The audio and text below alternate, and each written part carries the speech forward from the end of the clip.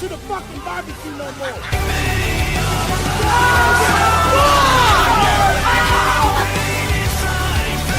People in the live chat can't say I don't know what I'm talking about when I'm holding this.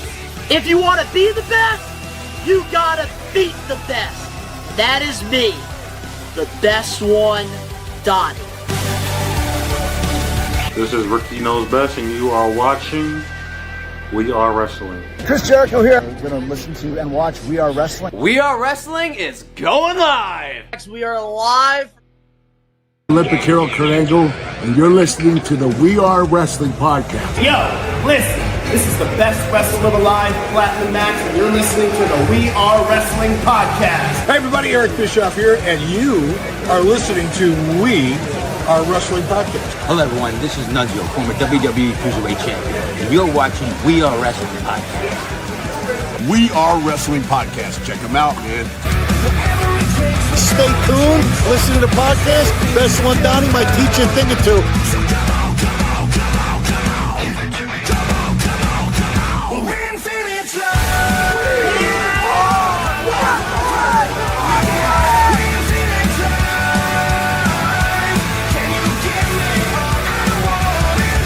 Are wrestling.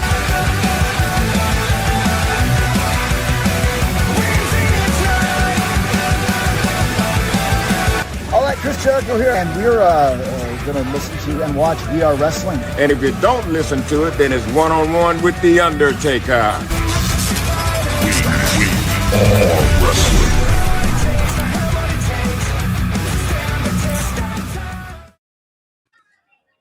What is up? We are Wrestling Maniacs out there worldwide. I'm the host with the most, Mr. We Are Wrestling himself, the We Are Wrestling Predictions Champion, the best one, Donnie here with... What is going on, everybody? Danny Huckins here, man. 1/3 or 1/4 of the We Are Wrestling podcast. Appreciate you guys tuning in today. We got a lot to be getting into. The world is buzzing after Friday, man. The world is buzzing after Friday, and there's going to be a lot of great discussion today. Well, WWE did do a lot of spring cleaning. Unfortunately, it's that time of the year. Black Friday, man. We got a very stacked episode this week for all the We Are Wrestling Maniacs. Everybody that's here in the live chat on a Wednesday, 5 p.m. Eastern Standard Time, we appreciate you guys hanging out with us. We're live every Wednesday over on the We Are Wrestling YouTube channel, Facebook, and X. So if you're not following us over on the social medias or subscribe to the YouTube channel, please do that now. But if you guys are not a We Are Wrestling Maniac yet already, and you're listening to this podcast, wherever you get your podcast, please leave us a 5-star review, not just any review, a best one review, and download this episode and all the other extras and episodes that are available. If you're not a We Are Wrestling Maniac, you're already over on the YouTube channel where you get the best pro wrestling content for free. That's right. Live podcast every Wednesday, 5 p.m. Eastern Standard Time. Live watch-alongs for all the WWE PLEs, AEW pay-per-views, vlogs, full wrestling matches, reactions, and extras, and so much more additional content. And you're not a part of the thousands of subscribers. We recommend you guys to hit that subscribe button now, turn on the post notifications. Videos be coming out of nowhere, and live streams like an RKO. And of course, you already know the grind is real. Grind is definitely real, man. And after Friday, man, it pretty much, proves that fact. But how's your week going? My week is going pretty solid. Been just grinding away, man. Got my LJN Hulk Hogan behind me. Did do a special little extra for the Maniacs that was up yesterday. So if you guys haven't checked out the Hulk Hogan documentary review, Rage and myself, we did a whole review talking about all 4 episodes. It's a great listen. It's a great watch. And personally, I really enjoyed the doc. But man, overall, it's been pretty nice. The weather's getting better here in New England. Just getting shit done. How was your week?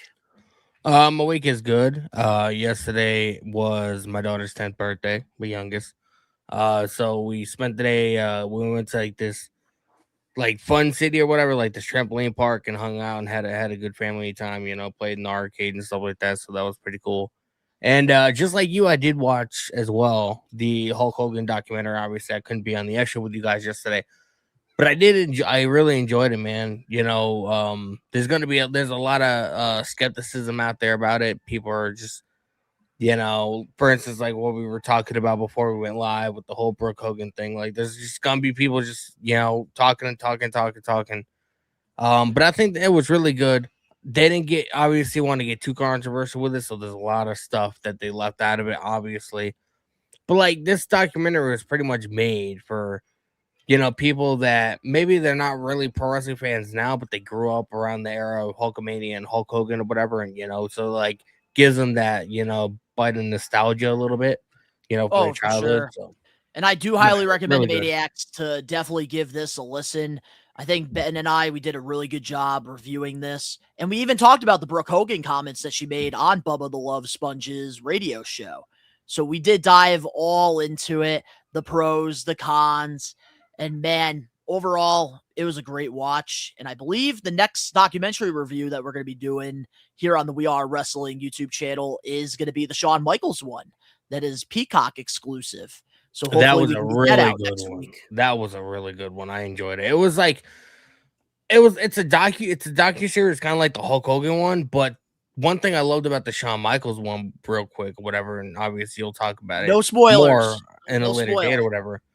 But they implemented a lot. It was almost like a reality show, because you saw a lot of there was a lot of behind the scenes footage of NXT and LFG and Michael's day-to-day life, running NXT or whatever. So it was a documentary, but it was part documentary, part reality show. I really enjoyed that aspect of it. All right.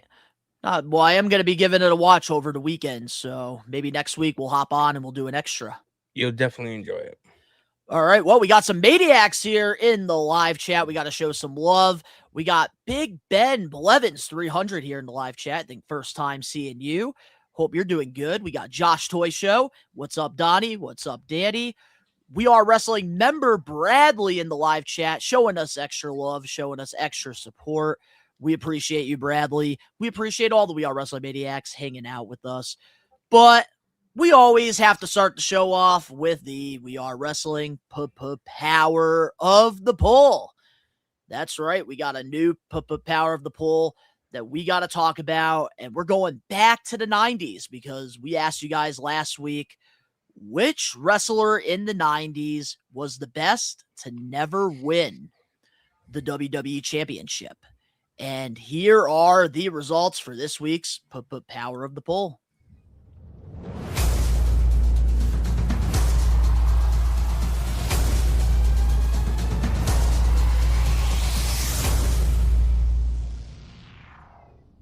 There it is. Razor Ramon. Scott Hall wins with 38% of you guys picking him, while 24% of you guys did pick Mr. Perfect. 22% picked the Hot Rod, Rowdy Piper. And with last place, Owen Hart with 17%. Do we agree with the Maniacs this week, Danny? I actually 100% agree, because like when you look at somebody like Owen Hart, right? Like, you know, you can kind of like see like him as like maybe an upper tier mid carder, but like you don't really see him being like really like the face of the company.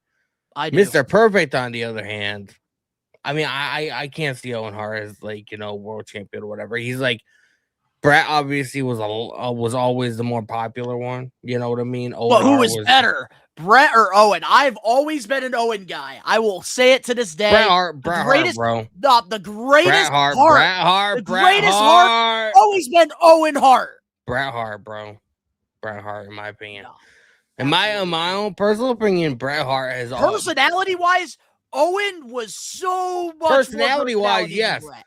There's a difference between being a better in-ring technician or having the most charisma. I think Owen was a better technician too. He just Bret Hart had the charisma of a fucking grocery bag, but he was really good in the fucking ring. You know, I mean, yeah, but Owen was really good in the fucking ring. He just didn't get to really. I'm not show saying he wasn't. I just like, you know, who would you rather see as WWE champion, Owen Hart or Bret Hart?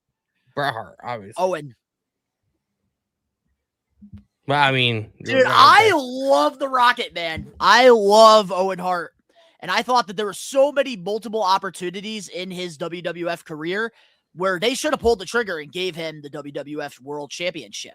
I thought that back in 94, he put on one of the greatest opening matches of WrestleMania history with his brother Bret. Does take two to dance, so I will give Bret credit there. But then we get into King of the Ring. He becomes the King of Hearts. And I thought that that was a time where they could have actually had him beat Bret for the championship. I understand why they didn't at the time.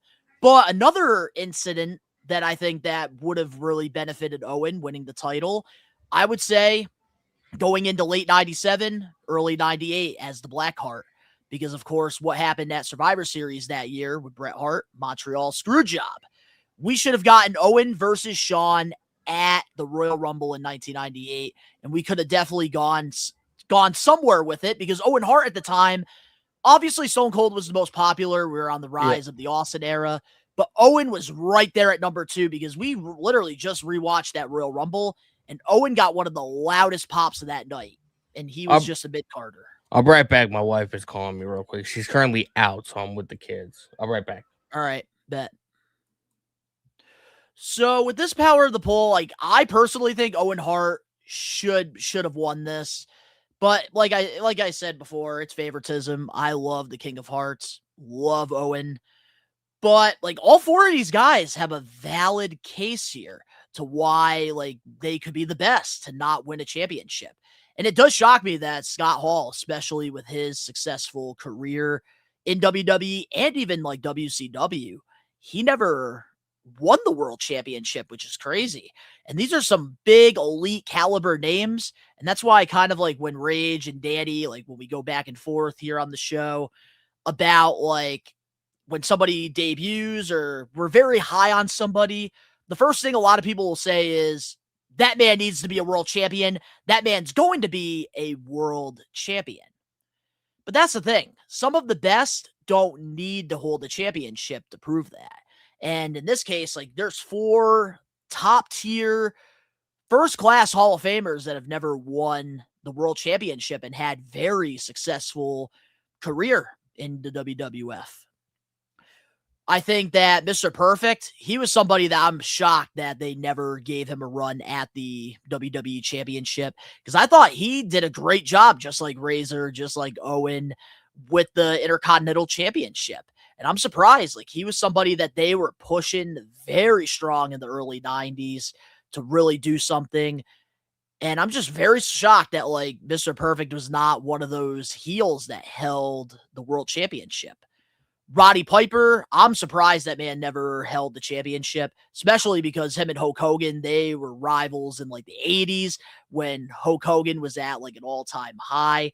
So that kind of shocked me a little bit. And then Owen Hart, man, like I still think that Owen should have won this, but I do think that the percentages are fair, because a lot of the times with our power of the polls, usually it's like 60% that end up winning. But I do think that Razor getting 38, I'm okay with that.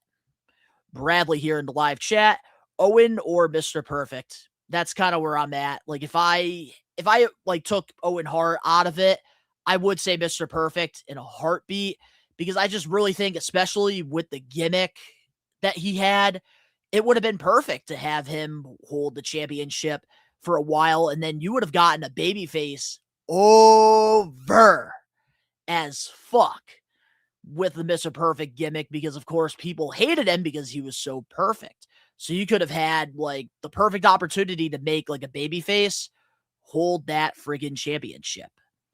But honestly, I love all 4 options, and I still can't believe like we never got a championship run. I'm surprised that we never got Razor Ramon. Like when you look at that guy, bro, he's a superstar. The fact that he was never WWE champion. All 4 of these guys have very valid cases. That's the points I was like making. Roddy Piper. Jeez, man.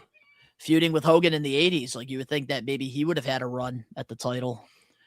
It's surprising, but congratulations to Scott Hall. Rest in peace to all 4 of these legends for winning this week's Power of the Poll. If you want to cast your vote next week, let your voice be heard. You can go over to the We Are Wrestling YouTube channel, go to our community tab, and cast your vote. And oh yeah, we're going backstage next week, because we asked you guys, who is the best backstage interviewer in WWE? And the 4 options you had were Kathy Kelly, Funaki, Jonathan Coachman, and Mean Gene Okerlund. Danny, you're not going to be here next week, so I'll let you actually answer this. All I'm going to say, man, if it's not Mean Gene Okerlund, then this entire thing is rigged and people shouldn't listen to the results.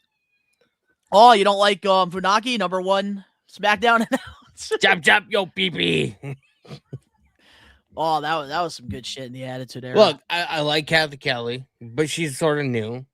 Funaki, very entertaining character. Jonathan Coachman, he was a good heel. People loved to fucking hate him. Mean Gene Okerlund, bro, like some of the most iconic backstage segments in WWE and WCW have come from him. I mean, him with Hulk Hogan, him with fucking Macho Man, you know what I mean? Like him with Ultimate Warrior. Like, you know, remember when Hulk Hogan was training him? I do. I mean, bro, like some of the most iconic segments in pro wrestling history have come from Mean Gene Okerlund. So if he doesn't win, bro, this shit's fucking rigged. I believe like there were so many more options that could have been in this, but it's so hard because there's only 4 options in our Power of the Poll. But if you want your voice to be heard, go vote. You have 1 week. We always post brand new Power of the Polls every Wednesday morning so that we give you guys 1 week to vote. So there's no excuses. Cast that vote. Let your voice be heard. Couple things that we do want to talk about real quick. If you haven't listened to the latest We Are Wrestling podcast extra, Rage and myself, yesterday we did a review on the brand new Hulk Hogan Real American documentary. It's a great listen. We talk about all 4 episodes, and we even talk about the comments that Brooke Hogan made about the podcast on Bubba the Love Sponge's radio show. Mm-hmm. And tomorrow we are going to be doing a short little live stream with Captain's Corner and Zombie Hideout because we got some details about the upcoming Wrestling Classic 7. If you have been a listener or watching We Are Wrestling for the past few years, you guys know the Wrestling Classic was We Are Wrestling's first ever wrestling convention that we ever worked. And now we start to bring in wrestlers to this convention. And we finally got some news about the 7th Wrestling Classic in the New England area. So if you guys want to know some additional information and you want to ask questions to both Captain and Bill from Zombie Hideout, they will be here with me. Maybe we'll even get them to spoil a couple names. Also, we have a brand new We Are Wrestling is Unreal shirt. Had to wear it for this week's episode of the pod. It's available now on ProWrestlingTees.com with a bunch of great wrestling designs over there. But man, these Unreal shirts are unreal. Even Rod Muddy loves his Unreal shirt. Look at that, man. Look how good it looks. Go buy the shirt, clean. Pro Wrestling Tees. Look how clean this man looks. Like, he does car sales. You know how many cars he has sold since wearing this shirt during our live stream? People look at him and they're like, he must be a We Are Wrestling maniac. We gotta buy a car from him. Dude, he has sold double the amount of cars since getting this Unreal shirt, and people love that shit. So if you want to get yourself a shirt, it's over on ProWrestlingTees.com. It's not that hard to find. Also, speaking of Rod Buddy, if you haven't checked out the latest vlog, WWE Fan Goes to Indie Show Part 2, Rod Buddy is going at it with Bryce Donovan, Andy Brown. Also got to watch his first ever death match as well. This is probably one of the best vlogs we've ever put out.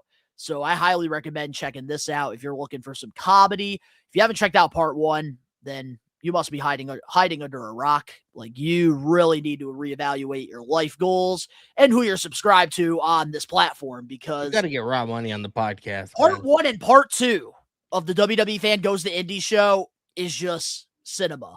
Some of the best wrestling content on the internet that I think is not getting enough watches. 100%, man. And speaking of vlogs, I'm the one that's been editing those videos. So, like, that's why it takes me so long to get it done with it, because just like the amount of comedy that's in it. Gold. Groundbreaking. And speaking of Blitzkrieg vlogs, we also have the Bringing It Down vlog as well, with pissing off wrestlers at the show. That's another great one. Unfortunately, Rod Money wasn't there, but Jungle Boy Jordan, I believe, our buddy Chris, and even Rage and myself were there just causing chaos. I think Ricky Knows Best was there for a little bit as well. This is a vlog that I highly recommend checking out as well. It's just great additional content you get on the We Are Wrestling channel. I just realized something, man. What's up? That if I go to the Blitzkrieg Luau in June, that'll be my first time meeting Rod Money. That's why you need to come.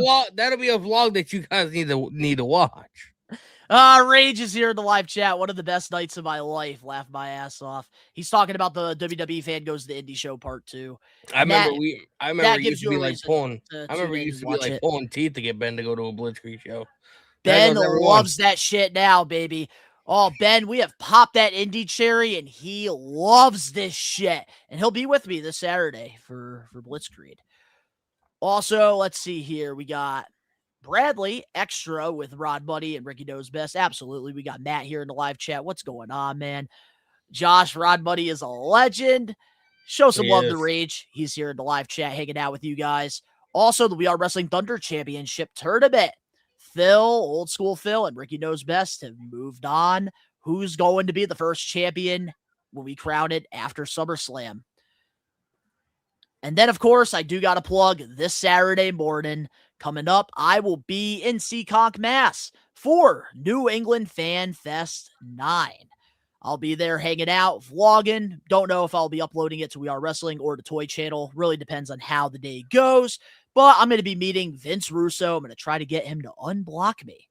So it's going to be a fun time over at New England Fan Fest. But later on, Saturday night, Blitzkrieg Pro over at Westfield, Mass. is going to be having a show. It was never just a phase.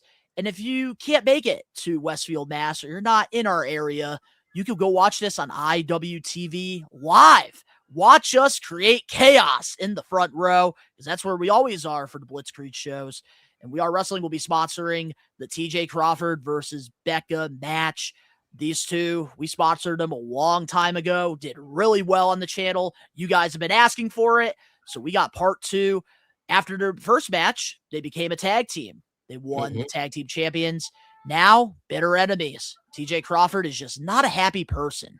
And if you guys don't believe me, go watch those Blitzkrieg vlogs, because he gives it to us every single time. He's not a happy person, but like he knows the way around a pro wrestling ring, so. Oh, he does. And I think that he's not happy a lot of the times because he has like short syndrome. Like where like, you know, like those short people that like hate being short. I think that's what's wrong with TJ Crawford, man. We got to get him on the show and like figure out. Oh my God. Look at what's going on. Like psychology. I bet you wish you had this hot bod.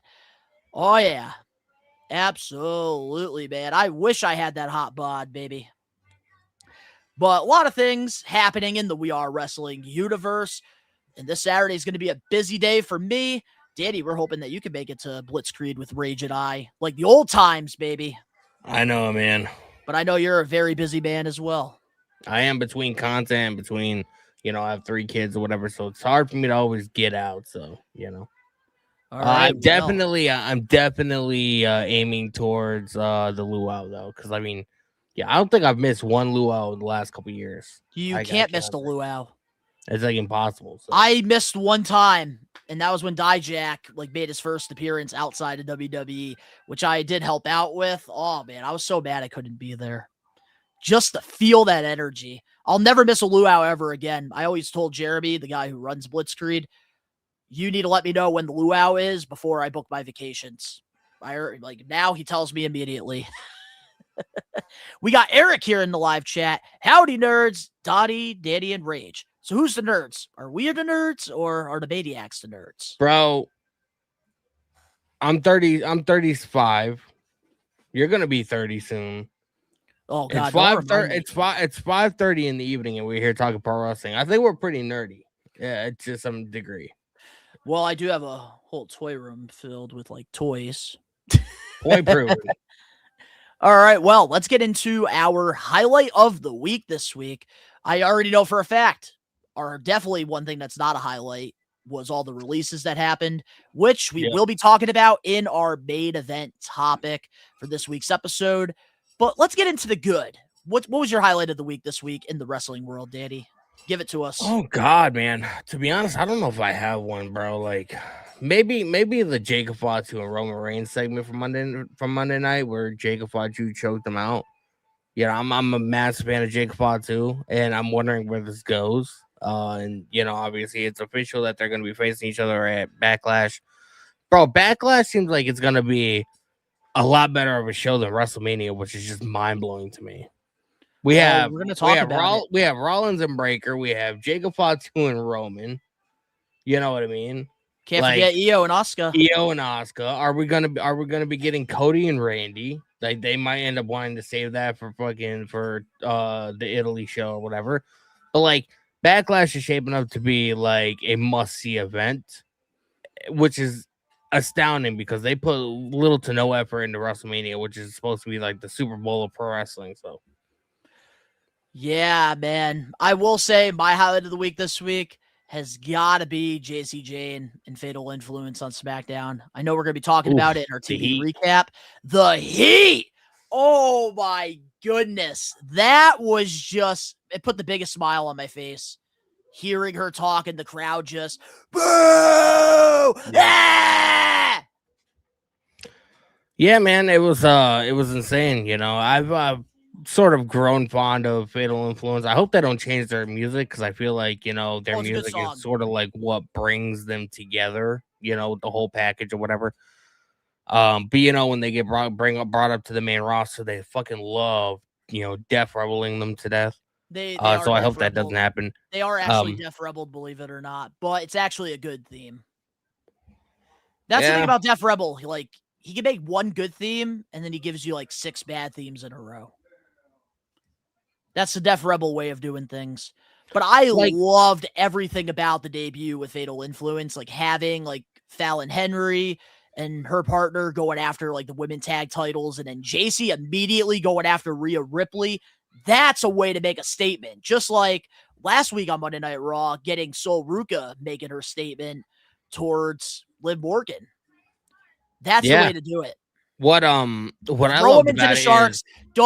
When you fucking bring somebody up to the main roster, we don't need to have the life jacket. We don't need to have the buoys around the arm. We don't need it. Let them sink or swim. And if they can't swim with the Sharks, then just let them get eaten. What I loved about it is they pretty much set up Laney Reed and Fallon Henley to sort of go after the tag titles with JC Jane. Later on in the show, she went after Rhea Ripley, pretty much signaling that she wants that WWE Women's Championship. So are they going to end up putting gold on all the members of Fatal Influence? I see it happening at some point. Maybe JC will probably win the US title before winning the WWE Women's Championship. And then I do think they'll get the tag titles probably next. I could see that happening. Probably because they interrupted that tag team match. Especially with them interrupting. I could see that. But we'll have to wait and see what happens. But man, overall, wrestling television, I thought this week was solid. I wouldn't say it was solid. It was Raw. That was match watchable. with Ciampa and Darby Allin was fucking incredible. To be honest, what a match! I haven't watched it. You need to go back. The last AEW show I watched was Revolution, I think. Danny, I'm telling you this right now. You want to see a really good fucking wrestling match? Go watch Ciampa versus Darby Allin after. Why is Ciampa getting a championship match? What did he do to deserve a championship match? Man, Darby is just freaking throwing challenges out there left and right, pissing MJF off. And Dynamite was really good last week. That's not good for the world title. The world title's supposed to have some kind of prestige to it. If you just give open challenges to people, I mean, it loses its muster, Well, I know how you feel about that, and I somewhat agree, but I also somewhat disagree. And I think a lot of the viewers also disagree because AEW ratings with Darby being champion have actually been doing very, very well. Hopefully this Wednesday after we get off of here, they continue this momentum because I believe he's going to be defending the belt tonight against Brody King. Yeah, and Kevin Knight's defending the TNT title against MJF. Yeah, I don't like that decision because I feel like Kevin Knight's going to be MJF. I don't know, man. I think that MJF has proven that he's a good worker and he has no problem putting people over. He got squashed by Brody King. He got squashed by Darby Allin. That would do wonders for MJF, putting over Kevin Knight. That'd do great things for Knight. Maybe MJF is being like, you know what, sooner or later I'm gonna move on, and it's up to me to really build the next MJF or the next Hangman or the next Kenny Omega or the next Will Ospreay. But also too, I want to point out because I know you didn't watch it last week with Dynamite. Man, Kevin Knight. I don't know if you watched that episode months ago. Kevin Knight's first promo at MJF, when he was going for the world championship on that episode of Dynamite. Did you ever see that promo from Kevin Knight? I might have. I'd have to. All right. Well, here's the thing. If you watch that first promo with him and MJF, he just looked really out of place. Mm-hmm. But last Wednesday on Dynamite, I couldn't believe it. Ever since he won the TNT championship and ever since they put him in the ring with MJF during that world championship match that he lost, it really seems like Kevin Knight's starting to come out of his shell a little bit. And it seems like he's really starting to understand how television wrestling works. Kevin Knight's great, man. Dude, Kevin Knight, for me, as of right now, this year, might be the most improved wrestler overall. Because he's always had it in the ring, but on the mic, he wasn't always there, but I felt ever since MJF brought it out of him, He's really starting to step up his game, and I'm excited to see like what he does with the TNT belt. But then again, I won't be surprised if MJF wins it because that's a belt he's never won either. I honestly feel like MJF because MJF's going to be potentially winning back the world title at Double or Nothing in Long Island in a couple weeks. Like if he's going to be doing that, why does he need the TNT champion? I honestly think he's going to end up putting Kevin Knight over tonight. Well, that's why I honestly think it's going to be happening. Yeah, but then also you have to also consider the fact that maybe they do a champion versus champion match. They've never done that in AEW ever before. That'd get people talking. I mean, I guess to an extent, yeah. Because Darby Allin told MJF last week, like, I'm not handing you a rematch. So pretty much he's not handing him a rematch, basically. So I think, like, if MJF wins the TNT championship, then it's like, all right, now he has something that he could put up on the line so that, like, the match is there. Like, I don't know. Like, I hope Kevin Knight doesn't lose the belt because I think that, like, he needs to keep it for a little while. Let him continue this momentum that he's on. Because if he could beat a guy like MJF, that would do huge things for him. Yeah, that's honestly what I think is going to happen. Because, like, MJF has proven that he's not, against putting people over and building, like, the next crop of talent or whatever. So, like, I won't be surprised if Kevin Knight drops the title, but I also will not be surprised if MJF loses tonight. Maybe, maybe somebody interferes or whatever, distracts MJF, and Kevin Knight like rolls him up or something like that. Yeah, something like that could happen. They could set up another feud with MJF with somebody else. They gotta if they're gonna be doing Darby versus MJF at Double or Nothing, they're gonna have to start setting it up like now. So True. I can honestly see maybe like Kevin Knight's, getting his ass beat by MJF, Darby Allin's music hits, MJF is looking at the stage, he sees Darby Allin with the title, and he's already pissed off at him and distracted, so like it would make sense logically to do that. But I think it's time we get into the We Are Wrestling TV recap. Let's do it.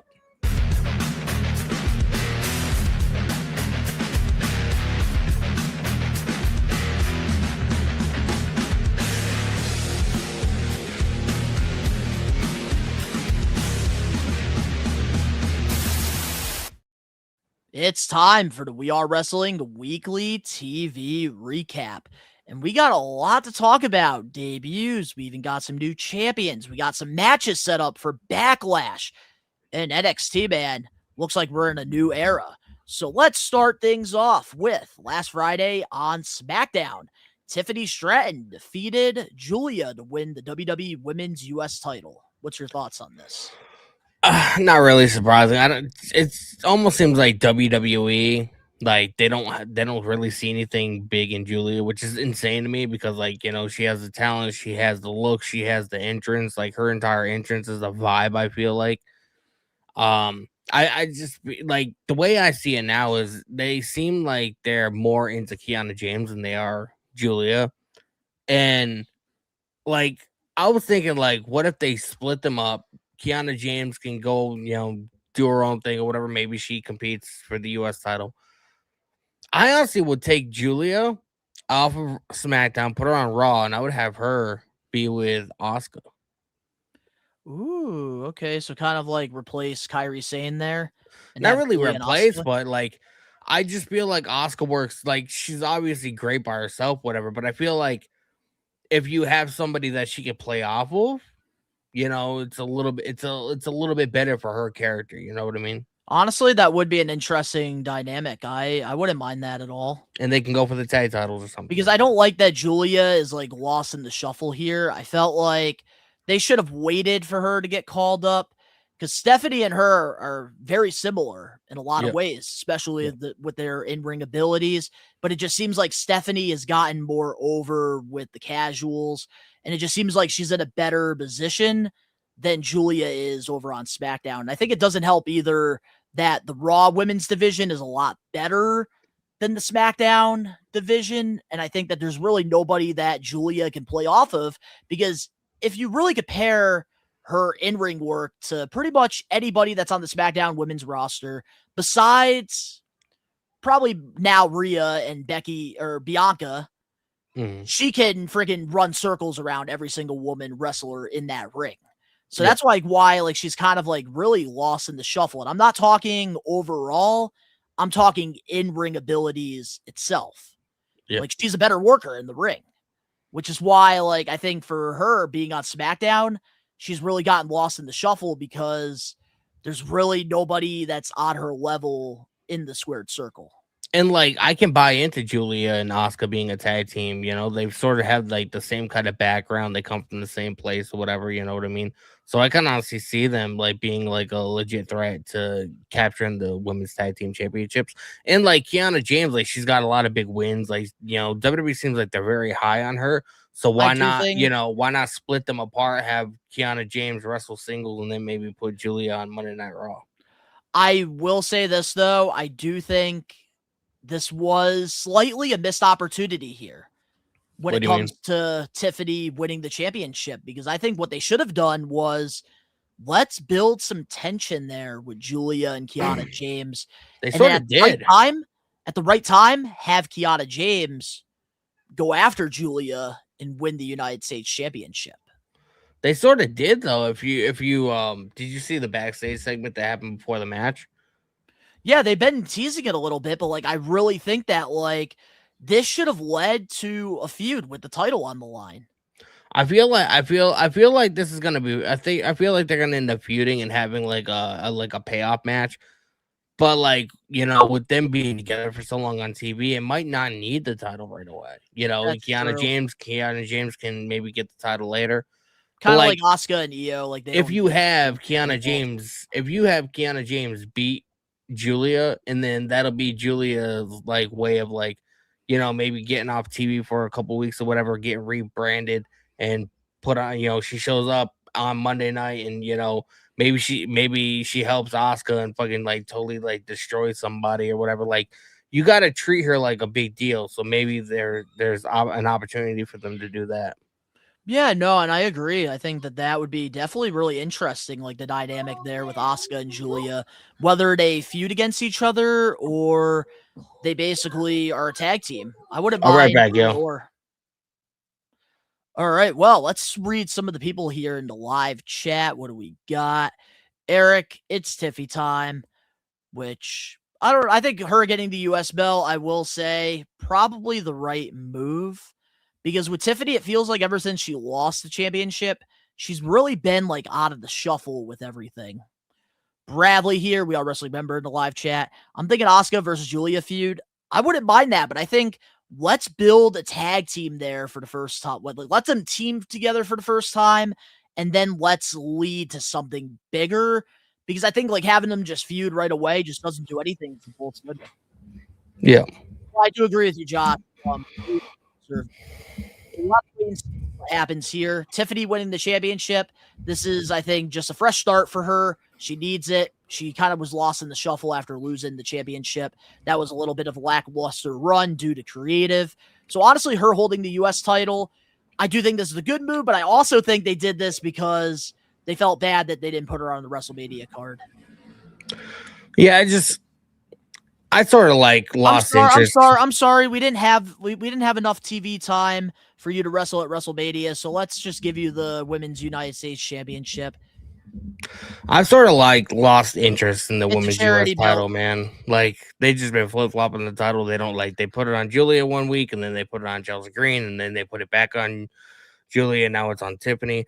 Just doesn't seem like they really have like any kind of solid direction for the mid card division in the women's. So like it's like why if you're not gonna care, if you're not gonna put too much attention to it, why am I gonna as you know the audience? Yeah, well, on the Smackdown brand, like they really don't give a fuck about the U.S. title unless Chelsea Green's holding it. Did you hear what Zelina Vega wanted to do? Like what her idea for that title was? What was it? She was on Twitch Friday actually. You probably already heard. Oh, we'll be talking about the Sean Ross Sapp stuff. Yeah, when we get to. But she was on Twitch or whatever, and she was talking about the U.S. title and like. She wanted it to sort of be the workhorse title. She wanted to take it to Marigold. She wanted to take it all around to different promotions or whatever and defend it and have that become like the workhorse title for the mid-card women's division WWE. And it got shot down. Of course it did. So, of course it did. Because apparently wrestlers nowadays in the WWE, they want to work more than ever, and they don't get to. yeah, because like they don't have live events anymore, That is true. All right, well, let's move on now to some of the NXT call-ups that we got last Friday on SmackDown. We saw the debut of Fatal Influence making their debut. Pretty much JC Jane immediately went after Rhea Ripley, while both the other two women in the group went after the women tag team champions. Also, we saw a vignette with Blake Monroe. And then we also got a graphic here of Ricky Saints debuting next Friday on SmackDown. What was your thoughts on, let's start off with Fatal Influence and then we'll work our way through these call-ups. I think I kind of suspected Fatal Influence was going to show up. I didn't know when. I didn't expect them to show up in just a random tag team match that was sort of thrown together that nobody really gave a shit about. And I definitely, after seeing them during that segment, I didn't expect them to see them again, interrupt Rhea Ripley or whatever. So they had two big segments on that show on Friday night, 3 hours of SmackDown. And that just shows that they see a lot of upside in them, as a team, a faction, whatever you want to call them. We're gonna have to see how they do. When they came out and JC Jane started cutting that promo on Rhea Ripley, all those boos that were happening, I didn't notice it until after the stream or until after the show, but it sounded a little piped in. It didn't sound like it was legit coming from the audience or whatever. But also I've heard from people that were there that it was really loud in the arena. So it might have been a little I don't like hearing the whole pipe down stuff because I've heard this for years about Dirty Dominic Mysterio. I go to Monday Night Raw with Casual Cam. Sure, we have a vlog somewhere on the We Are Wrestling channel of that.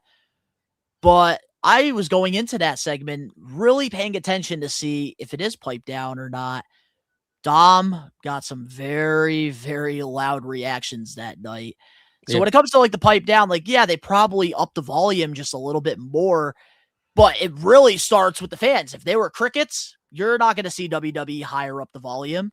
So JC Jane and Fatal Influence, they got that heat naturally, which to me was quite impressive. This is something that I feel like we really don't get, especially in the women's division. That's quite impressive, especially seeing as they've never been on any show outside of maybe TNA and NXT. That's why I'm saying maybe it was a little bit piped in because it's not like we've seen JC Jane on SmackDown or Raw before. We really haven't. Do you know where SmackDown took place last Friday?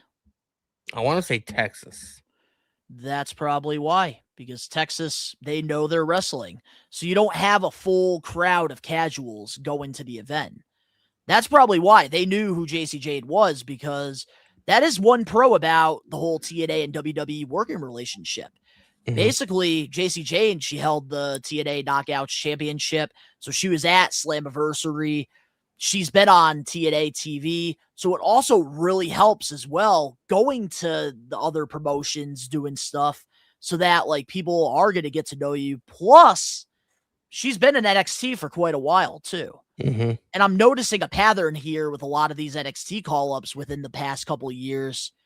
If you were in NXT for more than, I want to say, 2 or 3 years, you're getting some pretty fucking good reactions on the main roster. Look at Obafemi. Look at Trick Williams. Trick Williams was in NXT since 2020. But Obafemi also had, Obafemi, he was over to an extent, but he wasn't over until the Cody Rhodes match. Yeah, of course. So of course. The real being test in NXT for so long, it does help. The real test is going to be this Friday. Because I've told you for the longest time that most people that watch SmackDown or watch Raw, they don't watch NXT. You know what I mean? Mm-hmm. It's just, they just have no interest. They want to watch their Cody Rhodes, they want to watch their CM Punks, and none of them are ever on NXT or whatever. So why do they care? The real test is going to be this week and the weeks moving forward. If JC Jane continues to get that same kind of reaction, then it's 100% organic. Oh, for sure. And I think that through time, she's very talented, and she's somebody that I do truly believe will have a very successful run on the main roster.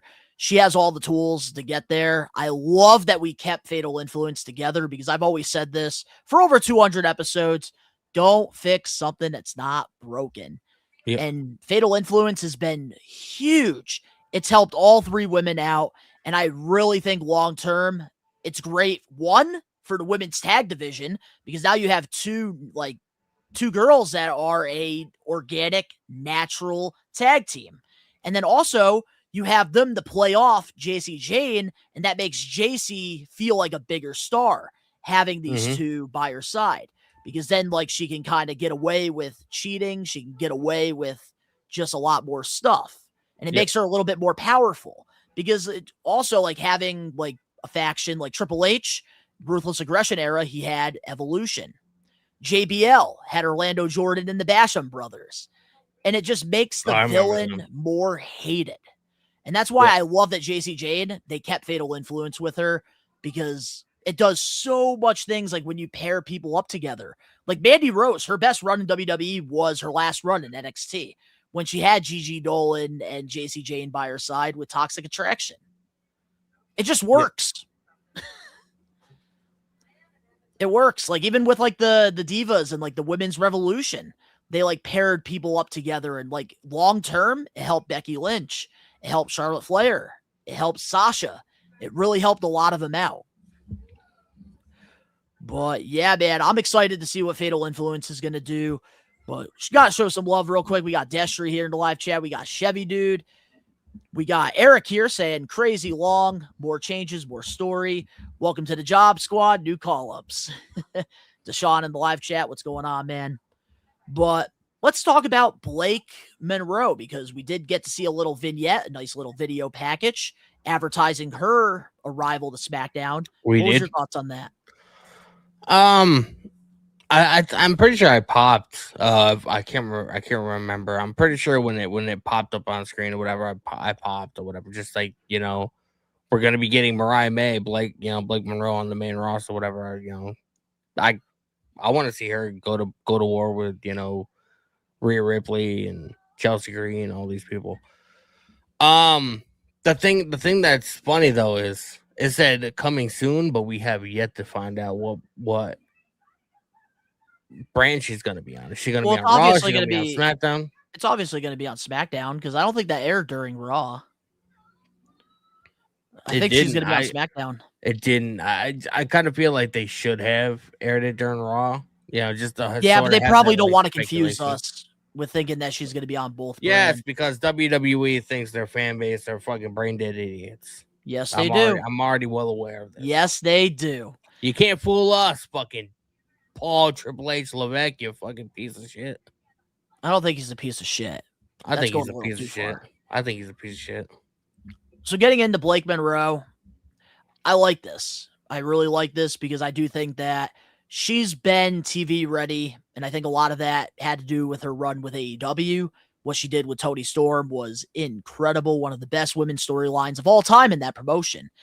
I didn't really enjoy a lot of the stuff she did in NXT, except for that cage match. I really did enjoy that. But I do think that Blake Monroe, giving her vignettes, that's the right call. The right call, because she has character. And I think if you have character, it's a great way to have vignettes, because guess what? You are introducing us to a brand new character.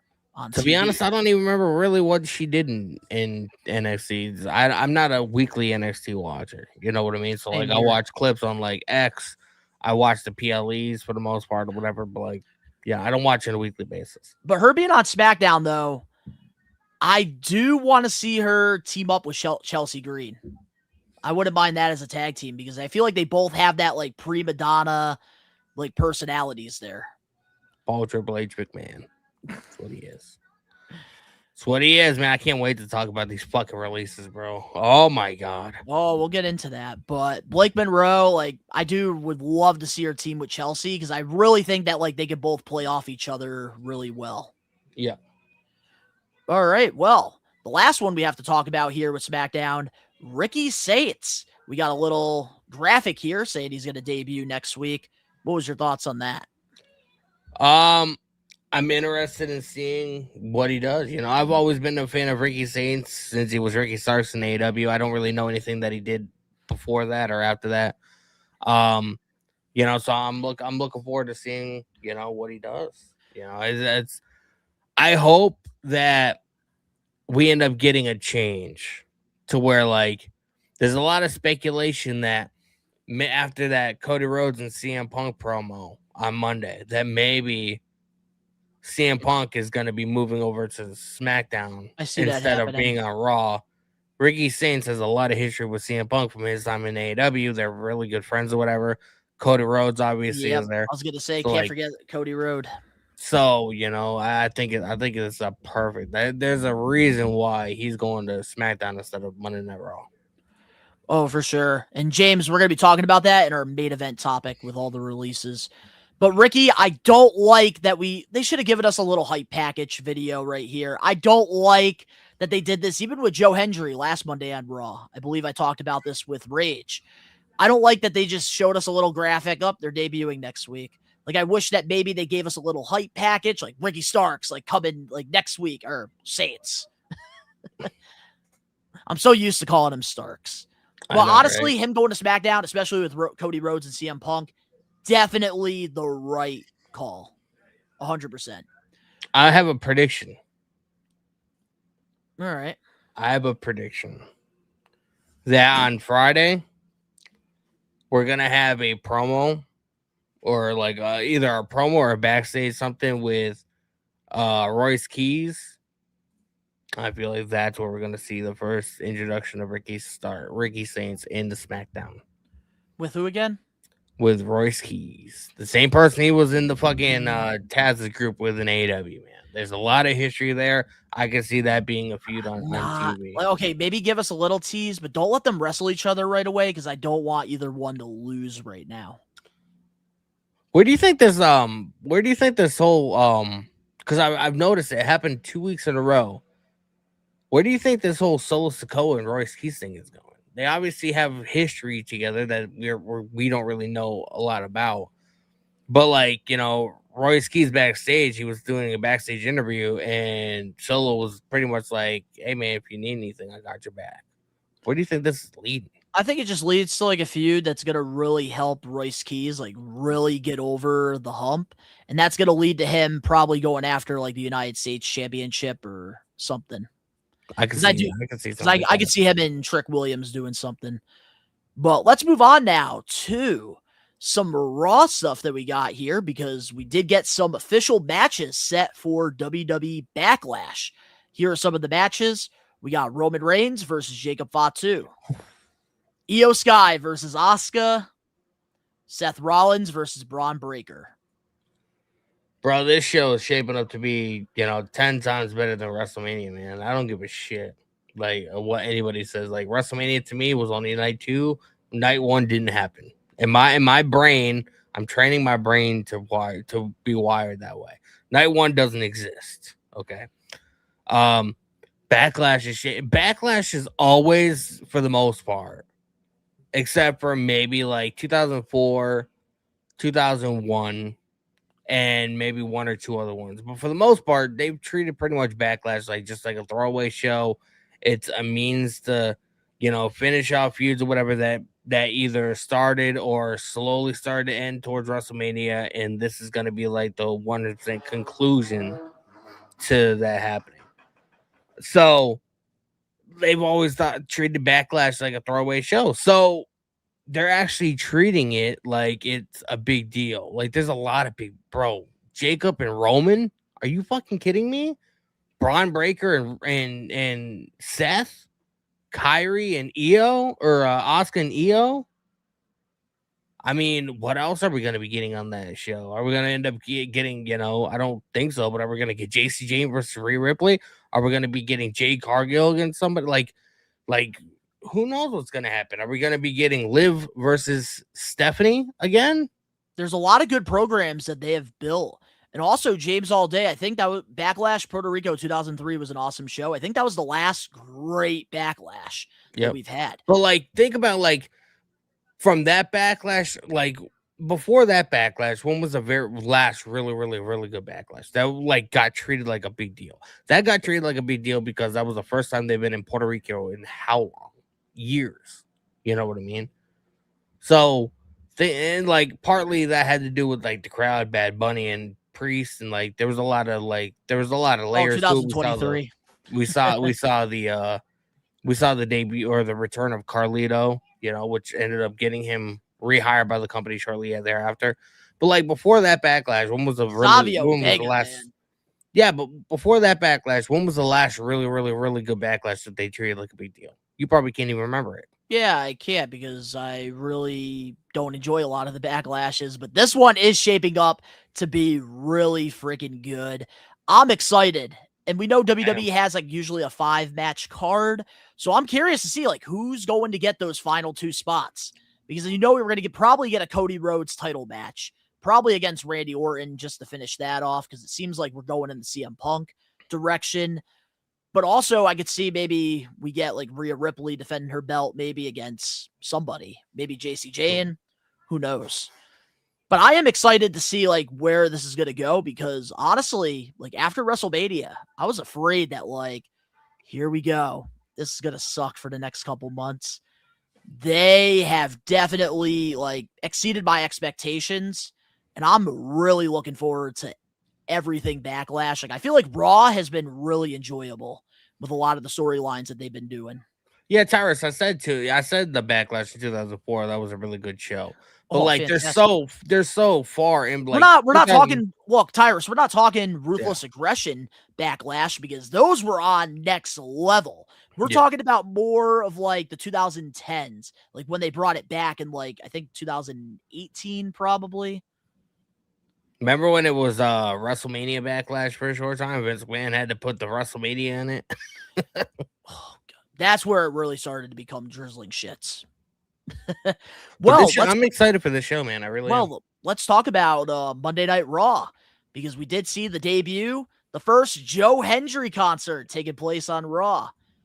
Fire Logan Paul.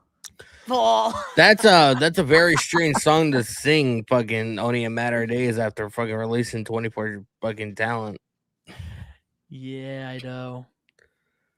Look, I like Joe Hendry. I like what he does. People are calling him the this generation's fucking Elias, because he does guitars and sings or whatever and has that whole gimmick. The only thing is that Joe Hendry is a little bit more talented than Elias was. But I mean, I enjoyed it for what it was, and it was hilarious having Logan and Austin Theory come out, and they just fucking started, Joe Hendry, you know what this is? This is championship gold. Oh, I loved Logan Paul's little freak out. I thought that was funny. It, man. He started talking before he even made before people could even see him. He was walking in the tunnel, and before he goes out where the LED screens are, he started fucking just talking shit to Joe Hendry. It was great. I do want to get into this here. Why the Vision feud, though? I do think I would be more invested in this if it was just Logan Paul versus Joe Hendry, but that's not going to be the case here. Just seems like they don't know what to do with Joe Hendry right now, because immediately they throw him in there with Logan and Theory. Street Profits, they already have their eyes set on the tag titles. I like that. Mm-hmm. But with Joe Hendry, they should have definitely given the man more time with the concert, because that's the reason why he's gotten over with this gimmick in TNA and NXT, because he actually had a lot of TV time to really have the songs out there. He literally was only singing for not even a minute. I agree. with what you're saying, and I you know, I liked his whole singing gimmick or whatever. I will say though, now this is just coming from me. Yeah, nobody else has to feel this way. You know, I'm not coming at you with a fucking pitchfork. But I do kind of feel like it was sort of in bad taste to talk about like, or to like, you know, hype up the crowd and fire, enter superstar's name here or whatever. You know, a matter of days after releasing, you know, technically firing 24 talents that were on the agree. roster. I don't know. I don't get that why part aspect. I didn't like it. I didn't like that either, but like I just don't understand Logan Paul being the first guy he's going after. Like I felt like you could have given him like somebody maybe like lower on the card, like a Grayson Waller or somebody, and then just build Joe Hendry's momentum up from there. Like I feel like Logan Paul is over as fuck though. Yeah, but like, okay, I get that, but like, why are you going to go after Logan Paul when him and Theory are already feuding with the Street Profits? Because, bro, because. And then you got Seth Rollins in the middle here because he's going after Braun Breaker. Everybody that Logan Paul fused with, those clips end up on Logan Paul's social media accounts. I know. Logan Paul has almost 50 million followers on his own. But we need direction with Joe Hendry. We can't do. But if there's any one thing I know about WWE, they're all about numbers, they're all about clicks, they're all about social media engagement, and that's what they're looking for. This is gonna I agree. This is gonna put Joe Hendry in front of more eyes. I agree with you, but he's already got those eyes. I know it does open up more. There's never enough. I agree with you on that. I just hope that this does lead to something. We need a match at least with him versus Logan Paul on Monday Night Raw next week. Oh, I 100% agree with you. I 100% agree with you. I'm not saying I don't agree with you. I'm just trying to explain to you why this is happening. No, I know why it happened. Like, I'm not stupid. Of course, WWE wants the clicks. I get it 100%. It's just very, very random. Like, I get what, like, they want him to like have a big splash. I get it. And I'm sure he's going to prove me wrong here in the next couple weeks because I've been following this dude's career for the past like 11 years when he started in the UK. So like I know what Joe Hendry's capable of, and especially with how popular like these guitar gimmicks are in the WWE. Oh, Joe Hendry's going to be an Intercontinental United States champion in no time. Yeah. I could see Ethan Page winning the Intercontinental title from Penta. My God, they need to just do it. I could see Joe Hendry and Ethan Page feuding. Put the strap on Ethan Page right freaking now. That would be a great way to continue the momentum with him. And then have Rusev as like his like big guy behind him. And then if you don't want Joe Hendry to win the IC title right away, now eventually you can build. Wait, but then again, like then if you don't want to have Joe Hendry win the IC title at SummerSlam, honestly, keep Rusev with Ethan Page. Let Ethan Page let that championship run get to him because he's got an ego, right? Mm-hmm. Rusev gets sick of it, and you give him a big babyface turn when he finally is sick of the shit Ethan Page is giving him, similar to what Wardlow and MJF did, except this time, actually give us a payoff. Rusev wins the Intercontinental Championship from Ethan Page. That's the long-term goal. That's what it should be. Now, correct me if I'm wrong, because you may have the answer to this, because I can't fucking remember everything that fucking AEW has done. But has Ethan Page or Rusev have they had any program or any interaction or anything in AEW? Like, do they have history with each other? No. Because around the time Miro was TNT champion, Ethan Page, I believe, was with American Top Team with Scorpio Sky. And I think they were doing like a tag team run. All right.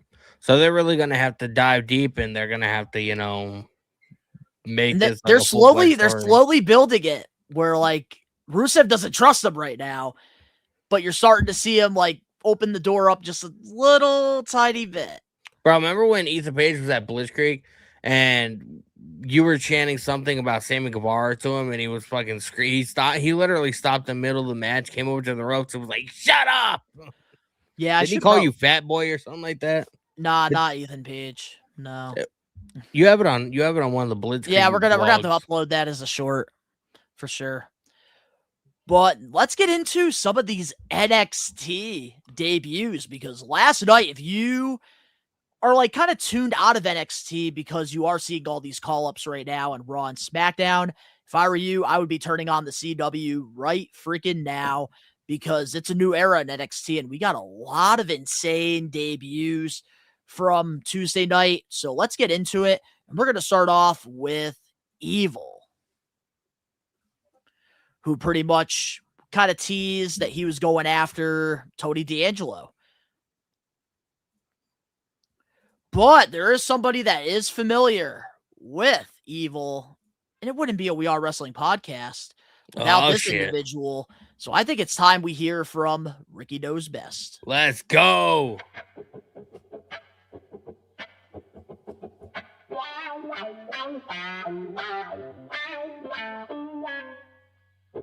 Ricky knows best, ladies and gentlemen. Ricky knows best. Believe in me. God bless you. It's me, Ricky Williams. Moxley's just as crazy as him. No, Ricky! Bullshit! They do it too sometimes. I'll be catching it. It's me, Ricky Williams. Stop playing. But that's my opinion. I'm not cheering for that shit. He's so over. Ricky knows best, ladies and gentlemen. Ricky knows best. Believe in me. God bless you. What's up, We Are Wrestling? Now, everybody wants my thoughts on this Evil joining WWE situation. I'm going to keep it short and sweet. I don't like it at all. I don't like the period. I just don't like it. And I never liked it. I just don't like it. I don't like Japanese wrestlers coming to American wrestling soil because they just get buried. I'm sorry. That's the only way I'm going to keep it. There's a few that have been exceptional. But overall, it just hurts their stock, in my opinion. I wish Evil the best, though. NXT, I just wish the guy the best, but I don't like it. That's just my opinion. I'm going to wrap it up there because I ain't got much to say on the subject. Well, Ricky Knows Best. It looks like he's not happy about Evil being signed to WWE. He makes some pretty valid points, though, because a lot of the times, like, a lot of Japanese wrestlers do get lost in the shuffle there a little bit. But I do really think that the Evil debut was better than I thought it was going to be. Like, when I saw this guy, like, I saw his image, I was like, there's no way, like, WWE is going to be able to make this work. Because we've seen a bad track record. Yeah, I mean, look at Shinsuke. Look at, even Asuka. I don't feel like she was, she's that big of a deal. Like, she's lost a lot of her stock over the years or whatever. She, like I just said, Shinsuke Nakamura. He's pretty much just like a backward, non-existent right now. Like, he has this backstage thing going on with Tama Tonga that's sort of like we haven't really seen the last couple weeks, so it makes me think that maybe they just stopped it, or maybe Shinsuke Nakamura is about to be cut, so they're just taking him off TV completely. I'm not sure, because I heard that we're going to be having more releases come Friday. Not 100% confirmed. It's just what I heard. I had a feeling because I did a video on my toy channel, and I was reorganizing my main roster shelf that I have, so I had to move a lot of the release guys off of it. And for Monday Night Raw, I didn't really have to move a lot of those guys. So I do have this horrible feeling that we might be getting more. Because if you look at my SmackDown and my modern women's shelf, there's so many gaps in there from all the releases. But with Raw, it's still full.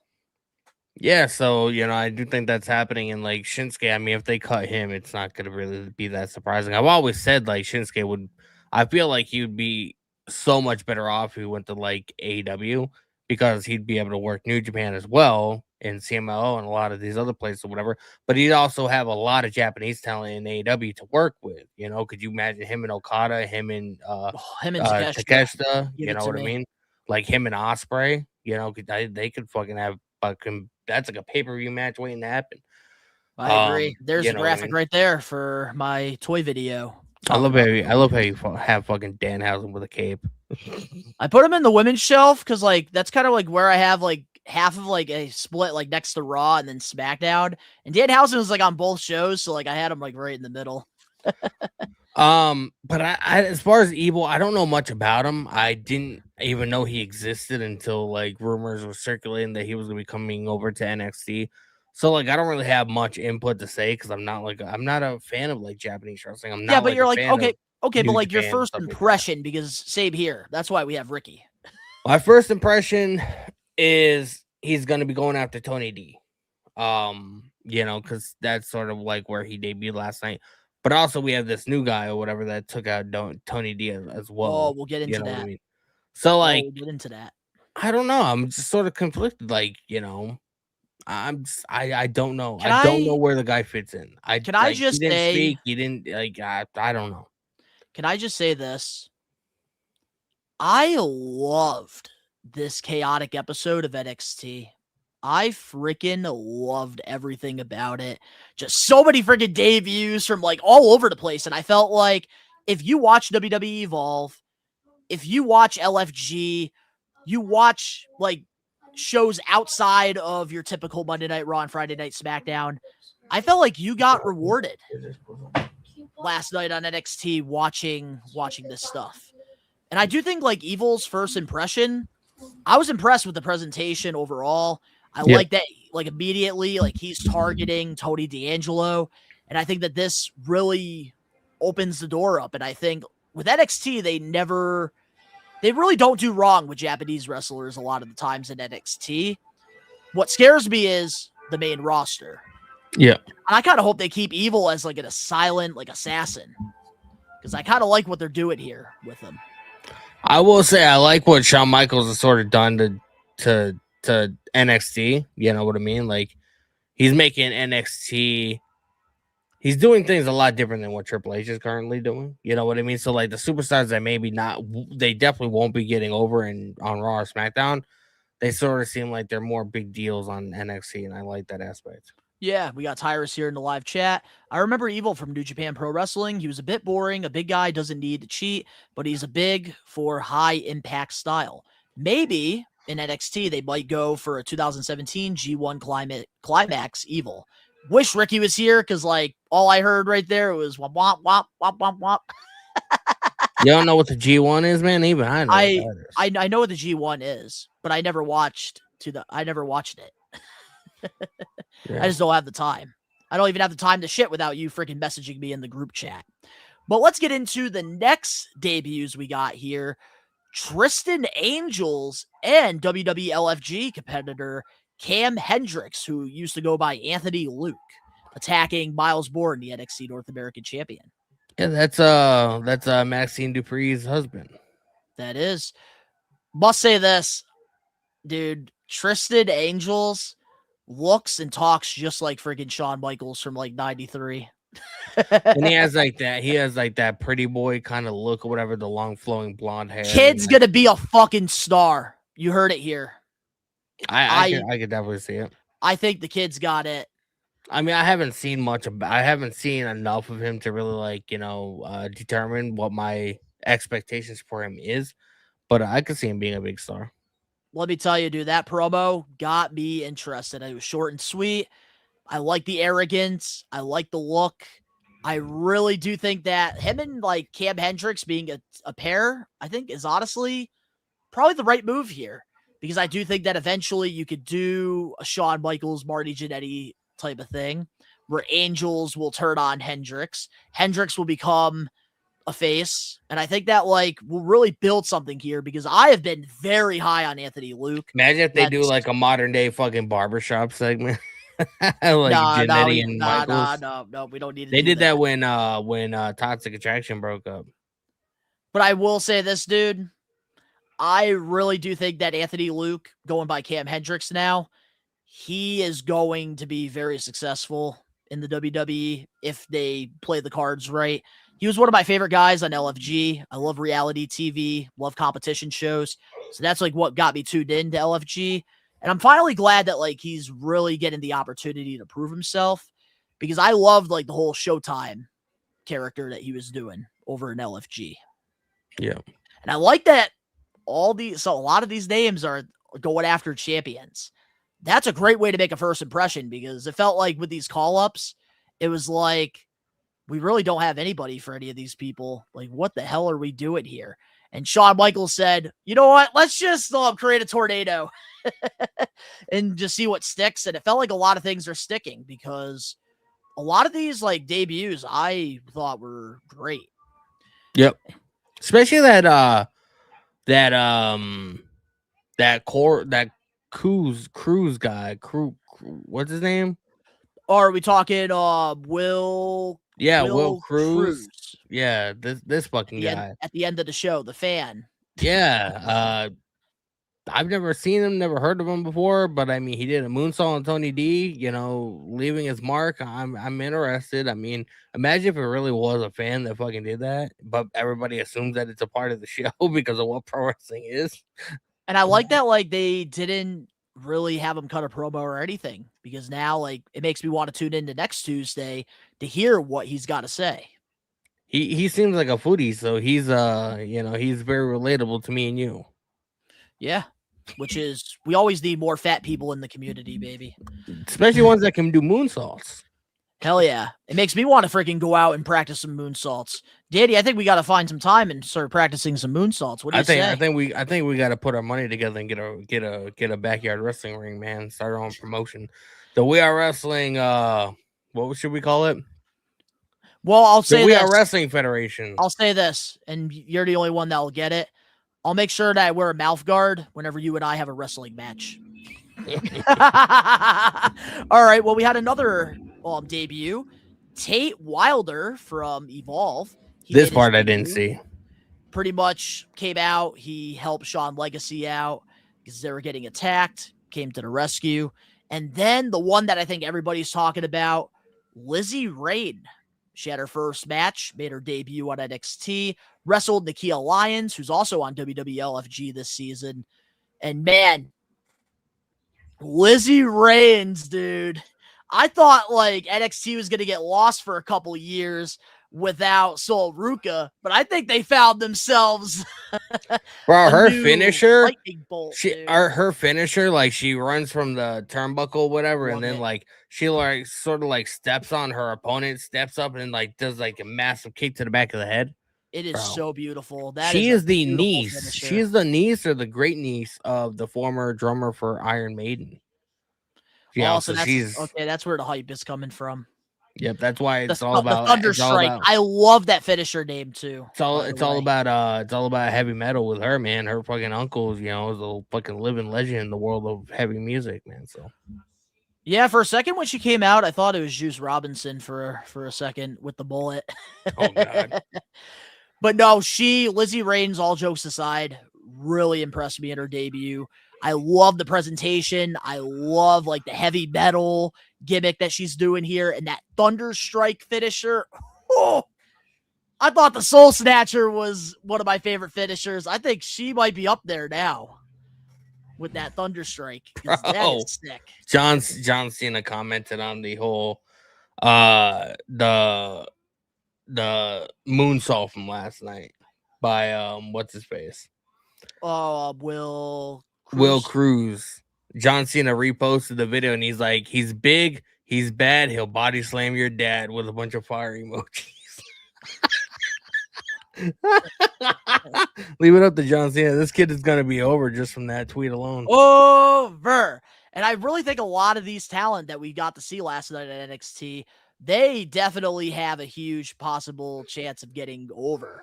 Because like if there's a time and a place for new debuts, last night's NXT was the perfect time, and in pro wrestling, timing is everything. Timing is everything, man. I wish the best. You've drilled that into my fucking skull, man. Yes, I have. And I wish everybody that debuted last night a successful run in the WWE, because now with these first impressions, I really wasn't putting any effort into seeing what NXT was going to do since we got these call-ups. But now, Shawn Michaels, you got my attention. So next Tuesday, I can't wait to see what's in store. Now you just gotta watch the Shawn Michaels documentary. I might watch it. I might watch it along with you. I'm gonna probably watch it over the weekend. All right. Well, with that being said, now I think it's time. Ooh, hold on. I do want to read this from Tyrus real quick.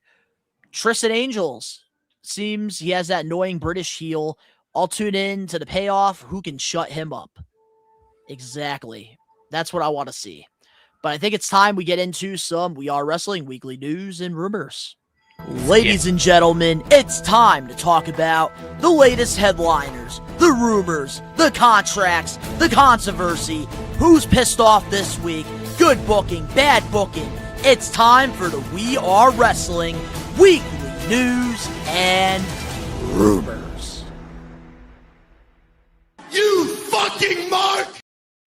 It's time for the We Are Wrestling podcast weekly news and rumors. Oh, we hear you in the live chat, Valkyrhausen. We want Kyrie. We want Kyrie. Oh, we're going to be talking about that in our main event topic because we're going to go over all the releases that happened from NXT all the way to Monday Night Raw to SmackDown and WWE as a whole. So let's get into the weekly news and rumors, and we might as well start off with some post-WrestleMania news here that I thought was interesting. According to Fightful, the top 3 in-stadium merch sellers for WrestleMania 42 were CM Punk at number 1, Cody Rhodes at number 2, and Danhausen at number 3. And also, according to WrestleVotes, Fanatics was blown away by the reception and revenue generated by Danhausen over the weekend. And he is expected to be added to the Fanatic Fest lineup soon, which, by the way, I got my tickets for. I spent over $1,500 on meet and greets. Danhausen did sell out immediately. But what's your thoughts on them 3 being the top merch sellers? I mean, here's Mania. Not surprising whatsoever. I'm kind of surprised at Roman Reigns, how over he is in every single arena that WWE goes to. Surprised that he didn't break the top 3. I'm not surprised though, especially with Danhausen. Like, the dude is legitimately like, he is a character among characters. Like, man is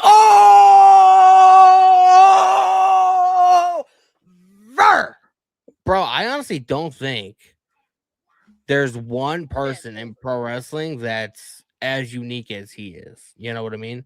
Because, like, yes, like, he does the whole comedy shit, kind of like what R-Truth does or whatever. But he does it in his own unique way. And, like, you know, he legitimately looks like a fucking, like a comic book character.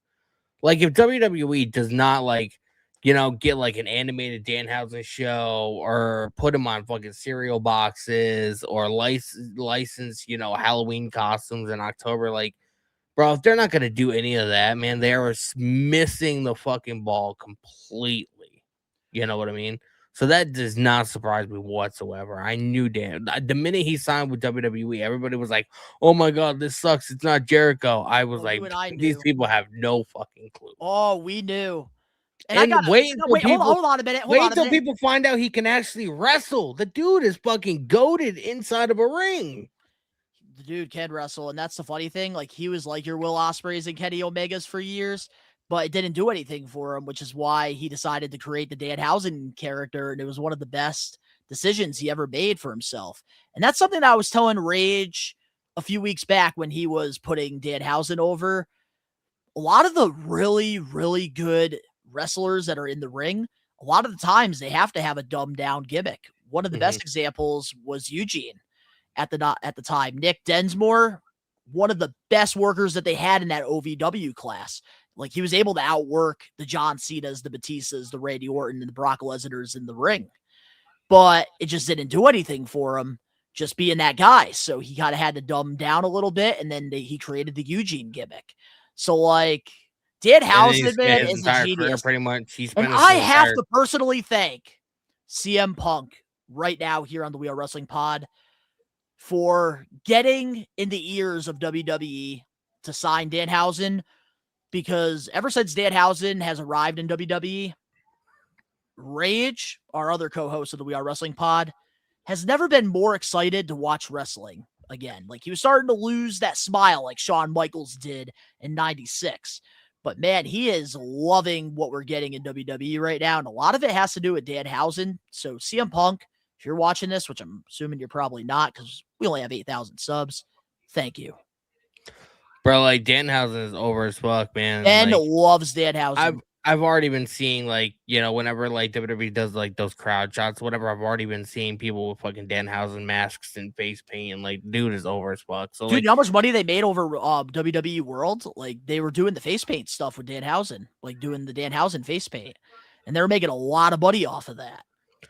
if they do not like make Give me a little inflatable blimp. Like, I would love to add that to the studio. could you imagine them doing like a Danhausen animated television show, like almost like like this generation's like Saturday morning cartoons, and like putting it like on Netflix or something like that, or Hulu or It's gonna HBO Max happen. or something? Like, Everything that we're fantasy booking right now is going to come to fruition, because the one thing about Danhausen that also a lot of people don't know is that he's a fan and he's a collector just like me. He's a fan just like you. And that's the thing. Danhausen knows what's going to make a lot of money. Like, he knows what he's doing. And like, gimmick is similar to a Simpsons character. And that's why, like, The Simpsons has been one of the most popular animated shows of all time, because they have so much characters in the show that just have so much like different personalities. And that's the thing about Danhausen. Like, his gimmick, you could just do anything with, and it's gonna work. but Gerhausen, we do 100% stand by you, and we will be talking about this for our main event topic, all the releases. So keep shouting at the rooftops, man. Like, everybody's voice is important. Everybody's voice can make a change. So if you want something bad enough to happen, man, get a group going, put a hashtag on Twitter, shout it from the rooftops. Yeah, Kairi Sane, she was top 5 trending worldwide over the weekend with the And WWE pays attention to that. They do, and we got a chant on Raw, and then of course they had to lower it down. Mhm. But we caught it.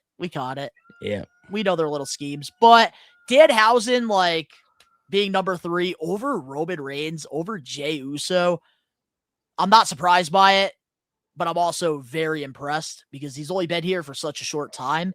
And I think that, like, WWE, they need to do this with more people that are getting called up, whether they are going immediately to the main roster or they're coming from NXT. Have them exposed on both brands for a couple months.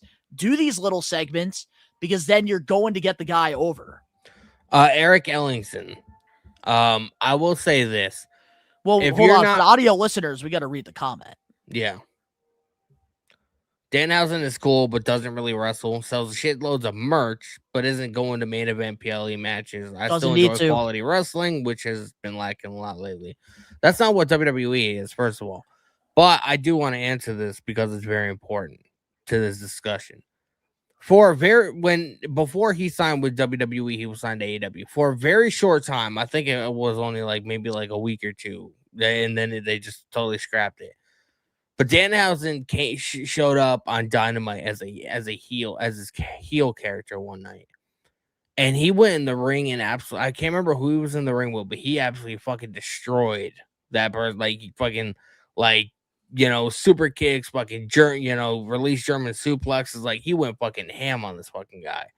I can't remember offhand who it was. I saw the clip a couple weeks ago on Twitter, and that's why I'm mentioning it. Look, it's not complicated. But like, Danhausen can go in the ring, but WWE does not focus, and I mean, clearly with like what we saw in WrestleMania, WWE does not focus on match quality. They focus on character. And who's a bigger character in WWE than Danhausen? But if you want Danhausen to go out there for fucking 20, 30 minutes and put on a fucking clinic, he's the guy to fucking do it. But you see, like, it's not that complicated, because that's the thing about Danhausen. He doesn't need to. He doesn't need to be in the main event picture. He doesn't need a championship. Clearly, he doesn't need any of that, because he's literally number 3 in merch sales during the Super Bowl of professional wrestling, of sports entertainment. That's the thing about, like, certain wrestlers. You don't always have to be the main event guy. You don't always have to be the number 1 bout machine. You don't have to be the guy that gives you 5-star matches every time. You want to have a complete overall good television show. And getting a Danhausen, that has been missing on WWE programming for, I can't even remember how long it's been since we've really had something this interesting and good. Don't get me wrong. I love R-Truth. I love a lot of his spots. But this is like some ruthless aggression, attitude era shit that is clearly working. And I think you know what I would love? You know what I would love? Oh, him working with the Miz as well. Brilliant. Fantastic, especially like him invading Miz's house and shit like that. That was absolutely hilarious. Yeah, can we get more things like that outside the arena? But you know what I would like to see? Take me back. I don't know if I'm the only person. But now that we have Danhausen in WWE and he's sort of like, he's on Raw and SmackDown, sort of like playing double duty. Because of how good R-Truth legitimately is in the ring, I would like for him to sort of like put a hold on this whole comedy shtick. And I would like the last couple of years of his career, I would like him to go out there and show people that what he's really fucking capable of. Because the dude is like one of the most talented performers in the entire company. But he's sort of pigeonholed himself into this fucking comedy shtick.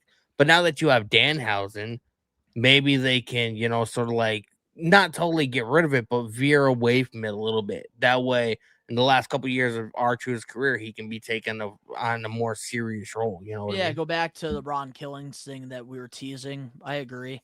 But I will say this as well. One more thing I want to point out here.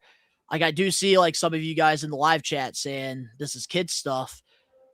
But here's the thing. If everything was so fucking serious, a whole television program, World Wrestling Entertainment, was just this super serious thing for 2 to 3 hours every week, all of us would be getting fucking sick and tired of it. That's why Danhausen doing a 4 or 5 minute segment on TV, it makes the show feel more complete. And it just feels like, because you got to have some funny moments in a movie. You love movies, Danny. Like, you have to have your highs, you have to have your lows, you have to have those moments, but you also need to have some comedy in there because you want it to be a complete product. And that's the thing about WWE. I feel like you get a lot of serious stuff, especially in this Triple H era, because that's what he was known for in Black and Gold NXT. But Danhausen, it kind of just balances everything out, and I think it's great. Yeah. But of course, like, it's not going to be for everybody. I get it. Not. But I think Danhausen right now, clearly he's doing something right, because look at all the stuff that he's been generating for WWE since being signed. They definitely made more money. They made so much more money back from it. Zach Howard even said that too on our interview. I will be 36 in September. Beginning of September, I'll be 36 years old. And I find Danhausen to be a fucking absolute joy. I fucking love this guy. I'm not in the fucking, I'm not in the bandwagon of Danhausen fans or whatever, because now he's in WWE. I was a fan of Danhausen before. Like, I learned about Danhausen through fucking Ethan Page and his vlogs, ironically enough. You know what I mean? So forever. That was really before I knew like he was a wrestler. Like, I sort of like, I thought he was, but I wasn't sure. And then he showed up on the AW and did all that stuff, whatever. But I've been a fan of Danhausen for years. The guy's a fucking if you want to make money, if you want to make merch for the children, which is WWE for the last almost 20 years, bro, it's all been about the kids. Make-A-Wish and all this kind of stuff, and all the different outreach programs or whatever that WWE does, especially around big events like SummerSlam, Royal Rumble, WrestleMania. Danhausen is your fucking guy. You want somebody to, go to the children's hospital and visit kids with cancer that are going through, some of the hardest situations of their entire fucking lives. Are you going to have somebody like Miz go, or are you going to have somebody that's a full-on character like Danhausen? Man, Miz is a bad example. I would say Evil or something. But if there's one person that can get your mind off of the shit that you're going through for a little while, it's Danhausen. So the guy is a fucking superstar. Regardless, he never has to step foot in the ring again. The guy is a fucking superstar. I guarantee you, he has a job for life with WWE. But I can't wait to see what they continue to do. And this right here is a great sign that Danhausen made it to the top of merch sales with 2 big names who main evented WrestleMania 42 both nights, Cody Rhodes and CM Punk. But also, congrats to CM Punk on being number 1 as well on the list. That's And he's also huge. only been in WWE like 2 months. So he showed up at Elimination Chamber in Chicago. And Chicago's not his hometown. He's from fucking Detroit, bro. They were like, "Oh my god, he's Dan." We learned that from Zach Gowen in our. They were like, Dan Allison's from fucking, Which, if Chicago. you guys haven't listened to our interview with Zach Gowen on episode 200, I'd go give that a listen. Great interview. I've known Danhausen was from fucking Detroit for years, bro. I didn't learn that from Zach Gowen. Well, a lot of people did. All right, let's move on now to our next We Are Wrestling Weekly News and Rumors, because we still have a lot of releases we got to talk about. So let's try to get through this. Lucha Underground might be coming back soon. They posted over on their social media a video of like this luchador mask with some smoke and pretty much posted soon. What's your thoughts on Lucha Underground coming back? Well, we got a little bit more news. I think that came out yesterday or whatever. Somebody wrote an article, whatever, and like did an interview with like whoever was in charge of Lucha Underground, and like they want to make Lucha Underground into a touring. They want to tour around with it. They want to obviously put it back on TV. They're trying to sell. So like, it seems like they're trying to get an investor. It doesn't seem like they're like, oh, next week is going to be, back. It sort of seems like they are trying to get sort of an investor to reinvest in the company. That way they have money and they're going to end up hiring talent and, legitimately like reviving the entire fucking thing. I was never like a huge fan of Lucha Underground. Never really watched it. I have a friend that's like a fucking lives and breathes by it. And I never did. Cause like, it was more of a television show than it was like a pro wrestling show. As weird as that sounds, like, they did seasons, they did, they filmed all the episodes and then they released them weekly or whatever. Like, I don't like tape shows like that. You know what I mean? So I'm not that big of a fan of that. I understand like it became popular because it was new, and there's a lot of stars that are currently in WWE and AEW today that were, got their start in Lucha Underground. We got Penta and Ray Phoenix, we got Chelsea Green, Penta, and everybody talks about like, why are they doing this to Chelsea Green on WWE TV? Didn't you guys see the match in Lucha Underground between her and Penta? Like, the work rate within that company was fucking great. I'm looking forward to seeing what they do, and I hope they change some things about it. But I don't want them to veer too far off from what the original plan and the original goal was, because I feel like, we have so many pro wrestling companies nowadays that if you don't do anything that's different than everybody else, you're going to get lost in the shuffle. So they need to still keep the unique factor. Yeah, you got to stand out like the green shirt guy. Oh my God. Don't get me started on that fucking guy, bro. What was it last week? The entire front row was green shirt guy. I was like, who the fuck? What is this, man? This is a weird, strange fucking adopted family. Like, what is going on? I will say this about Lucha Underground. I think that there is a place for it in 2026. I just hope that they don't completely change everything about it, like you said, because I do really love the temple where they like taped like the matches and like the show. That was in LA, I think.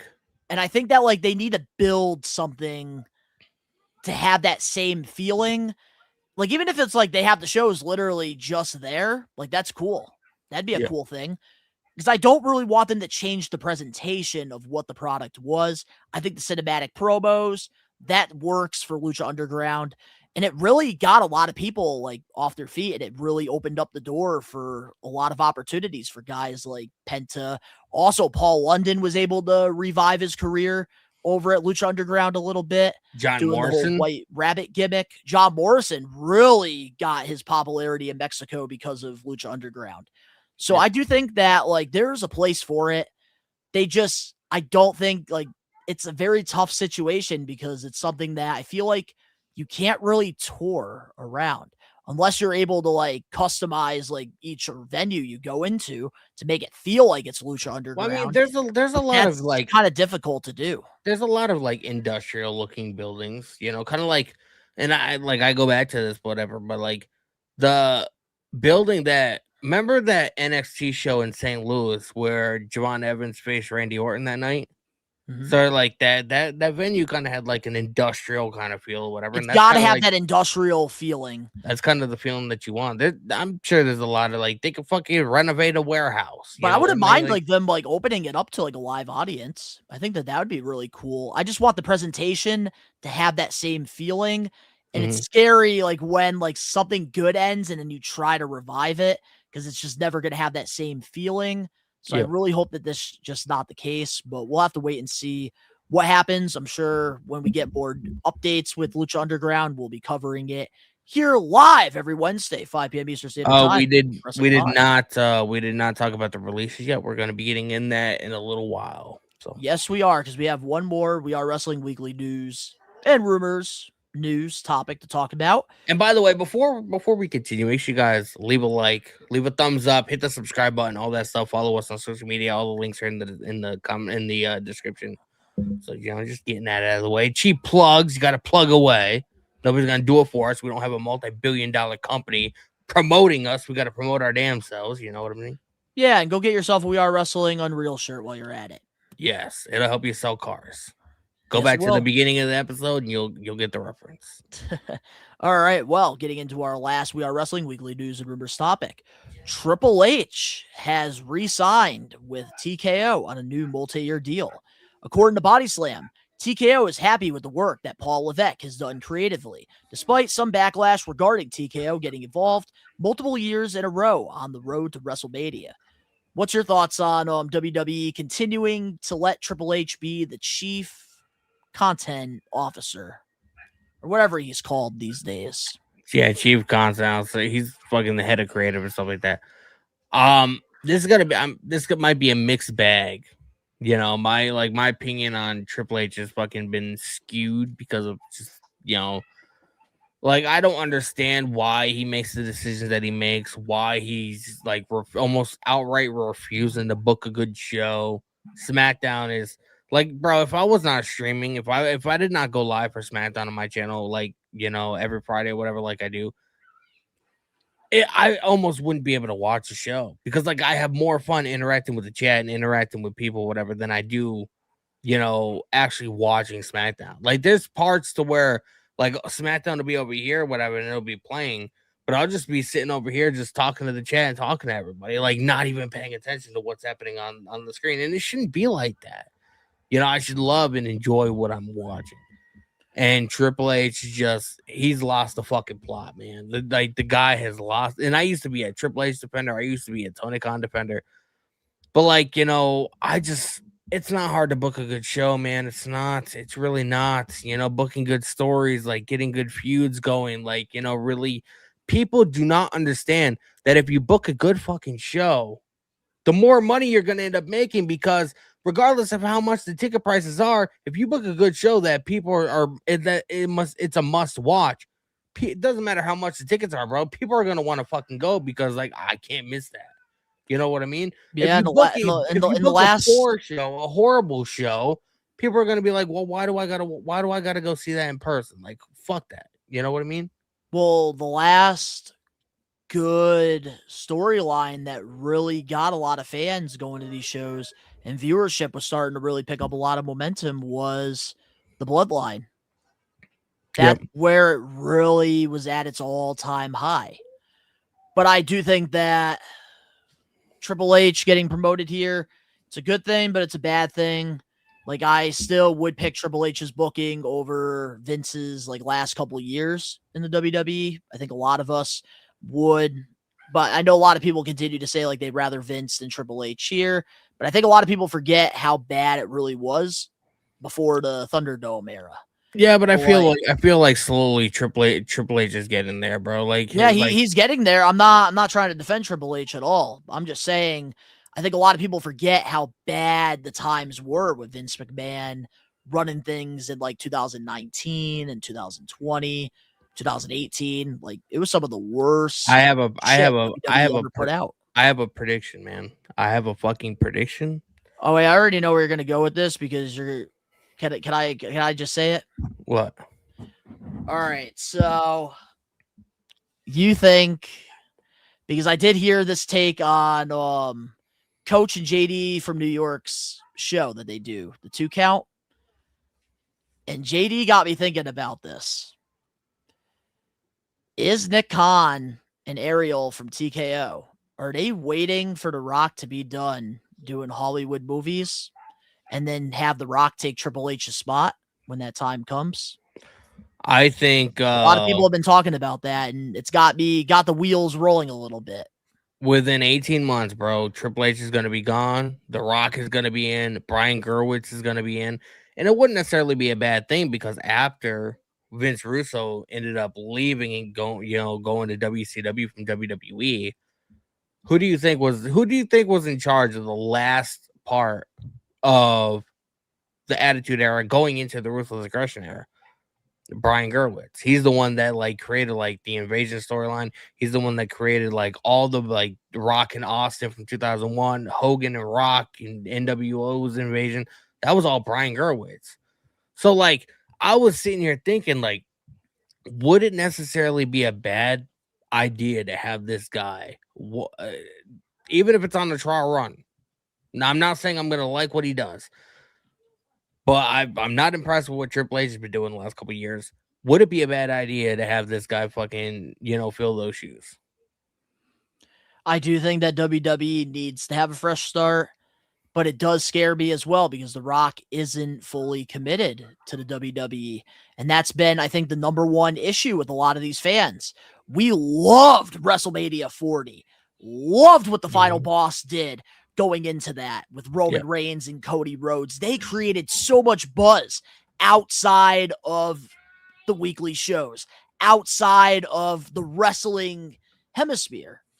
They created so much buzz with The Rock during that time. And then we thought we were going to get that again with The Rock helping John Cena with the heel turn. And then we didn't go anywhere with it. So it really comes down to a trust thing. And if The Rock is still half in Hollywood, half with TKO and WWE, I don't want The Rock involved at all. Because I'm not saying The Rock has... I'd rather have somebody that's there. I believe there was a report that came out, I think within the last couple of weeks, that the TKO meetings that they've had in 2025, The Rock, I think, missed 75% of those meetings. And I'm not saying The Rock has to 100% be involved, but Brian Gerwitz, he's he's the head of the Rock's production company, but he was also the one that was writing a lot of the storylines from the Attitude Era into the Ruthless Aggression. But that's era one of those things where it's you know what that's I mean? one of those things where if you want Brian, you have to have The Rock. And that's I'm not saying The Rock has to be there all the time, but I feel like The Rock could be more inclined to show up and complete storylines. Say he films a movie or whatever and he has 3 months free. I'm pretty sure with Brian being in charge of creative that maybe The Rock could be a little bit more inclined to show up a little more. Oh, so The Rock fucking comes for 3 months and then Brian comes for 3 months. No, we need somebody that's going to be there 365 days, 7 days out of the week. Bro, what I'm saying is Brian Gerwitz can be the writer, the full-time writer for Smackdown for WWE. That doesn't mean The Rock has to be there full-time as well. Yeah, but if he's the head of The Rock's production team, he's going to go where The Rock goes. So, how is that going to work? Don't get me wrong. I would love to see Brian in that role. And again, what Eric was saying, Bruce Pritchard needs to leave. All these people that have ties to Triple H and Vince need to get the fuck out. I agree. Michael Hayes, Bruce Pritchard, get them all the fuck out. Especially the people that were tied in with Vince, because I said this before. I don't know if you were here with me or Rage was with me, but I made a very good point about it just not working out because you in a front office, you need to have everybody that's on the same page because there's teams in sports that either rebuild or contend. And that's the thing about WWE. If you're going to keep some of those Vince guys in there, how can you fully rebuild the WWE? And I think Triple H, I'm going to be honest with you, a lot of the shit that he does, he is to blame. But I really do think that when he signed that contract with TKO, he knew the role he was getting into. I think that he takes a lot of the shit from Ariel and TKO. And that's the thing that scares me. I don't think a lot of the stuff that's happening on WWE programming is a Triple H problem. I think it's a TKO thing. TKO has completely changed the product. So what difference is it actually going to make Triple H leaving and then The Rock coming in? It would make. We're still gonna have a fucking Slim Jim table. We're still gonna have that stupid fucking logo in the middle of the ring. It's still going to continue to get ads after ads after ads. Ticket prices are just gonna keep going up. Like, it's not going to make a difference. With all the problems that WWE has, you're worried about a fucking Slim Jim table. Shit on us and fucking insult our intelligence. With all the fucking issues WWE has, you're worried about a fucking logo in the middle of the ring. Like, yes, because they're money driven and money hungry. These ads are taking away from the product, bro. This man's gonna blow up on the gas. I fucking hate TKO. I mean, so do I. But I watch. Thank you for the WWE Unreal opportunity, though. But that wasn't even fucking TKO. That was NFL Films. Bro, I watch UFC. I'm used to seeing logos and fucking shit on the mat. Okay, but there's a difference between the key demographics of a UFC fan and a WWE fan. Well, yes, there is. But guess what? UFC is for the boys. Saturday for the boys. Freaking people that are going to college to like 30 years old that are single. Oh, let's go out. Let's fucking drink. Let's freaking blow that freaking money. That is what people do going to UFC fights. WWE is families. Kids. Oh my God. The shit fires me up. I hate this shit. Bro, if the shows were good, I don't think people would have an issue with paying the amount of money for tickets that WWE is asking for. That's the funny part. Like, they need to build good. They need to book good shows. They need to book good storylines. Yeah, they need to guess what? Randy Orton and Cody Rhodes. That was not Triple H. That was fucking Ariel and fucking TKO. Yes, because fucking Ariel Hawan or so Ariel The Rock Hawani. Comes in. That's gonna make a fucking Ariel fucking Ari Emanuel. Fucking, he's like, he manages or he has some kind of like tie-in with Pat McAfee, and he's the one that's Ariel and TKO are the problem. It's not Triple H. I almost fucking blamed Ariel Hawani for this. I apologize. This show has gone to shit. Yeah. This man's losing his fucking. You're not gonna be able to go to work tomorrow. I spent all day screaming. But like, am I wrong though? No, you're not wrong. But without all the issues that WWE has, as far as like creative goes, you're worried about a Rams logo in the middle of the ring. Yes. Yes. I don't care for a Fortnite logo. I don't care for whatever they're fucking sponsoring. I don't care. And then guess what? The pay-per-view, a premium live event. I paid $30 fucking a month for ESPN Plus. What? I get a match and then what? I gotta sit through 10 minutes of fucking commercials? I'm sick of these fucking commercials. You're turning red, bro. Calm down. Grab a bottle of water. Look, I can understand. Commercials during a weekly television product because you got to get your ads in. But a premium live event, a fucking pay-per-view, we shouldn't be having to freaking get ads when we're paying $30 a month. I wonder if you found out that. I wonder if you ever found out that WWE played a commercial during fucking Dragon Lee's entrance for the. Yeah, I did. WrestleMania. I missed out on Dragon Lee, JD McDonough, and Rusev. That pissed me off. And if you guys want me to go, like, if you want to see me like rant a little bit more, go check out my interview I did recently with Perch on the Top Rope. Nice little plug. Whew. I hate this whole TKO. I think you need to go and get a bottle of water, bro. You look a little red. Well, man, WWE gets me heated. We can tell. Everybody in the fucking chat can tell. Woo! This fucking guy. Double turn. Donnie is the one for rants now. It just really pisses me off. Like, trust me, like, I want the product to be good. I really do. But I think, like, WWE, like, selling to TKO is probably the dumbest thing they ever fucking did. And guess who's to blame for that one? Vince McMahon. So because he's friends with Ari Emanuel, so he wanted to sell to somebody that he knows and somebody that he was quote unquote friends with because he thought that he would. Because Vince McMahon can't trust his son, he can't trust his fucking daughter, he can't trust the freaking father-in-law. I bet if Triple H didn't have to follow all these fucking rules and regulations from TKO, I bet you Triple H would not be getting as much shit as he gets right now in 2026. Vince McMahon can't trust his father. His father-in-law is still alive? He'd be like 199 probably.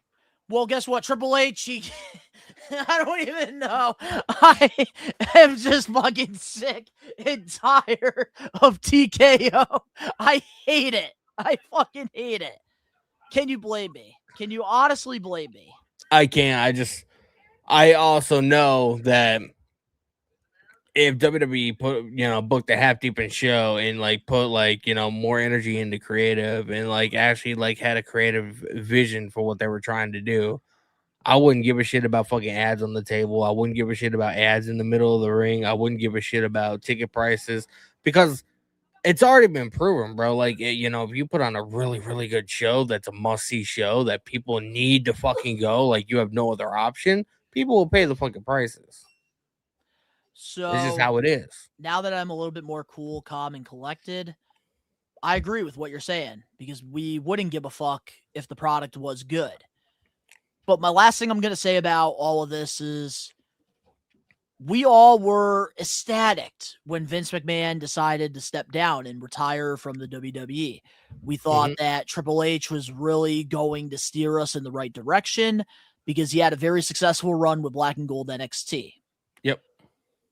But you see, what happened was WWE has become more corporate now, more than ever under the Vince umbrella, because at least with Vince McMahon, the tickets were family friendly. They were more affordable.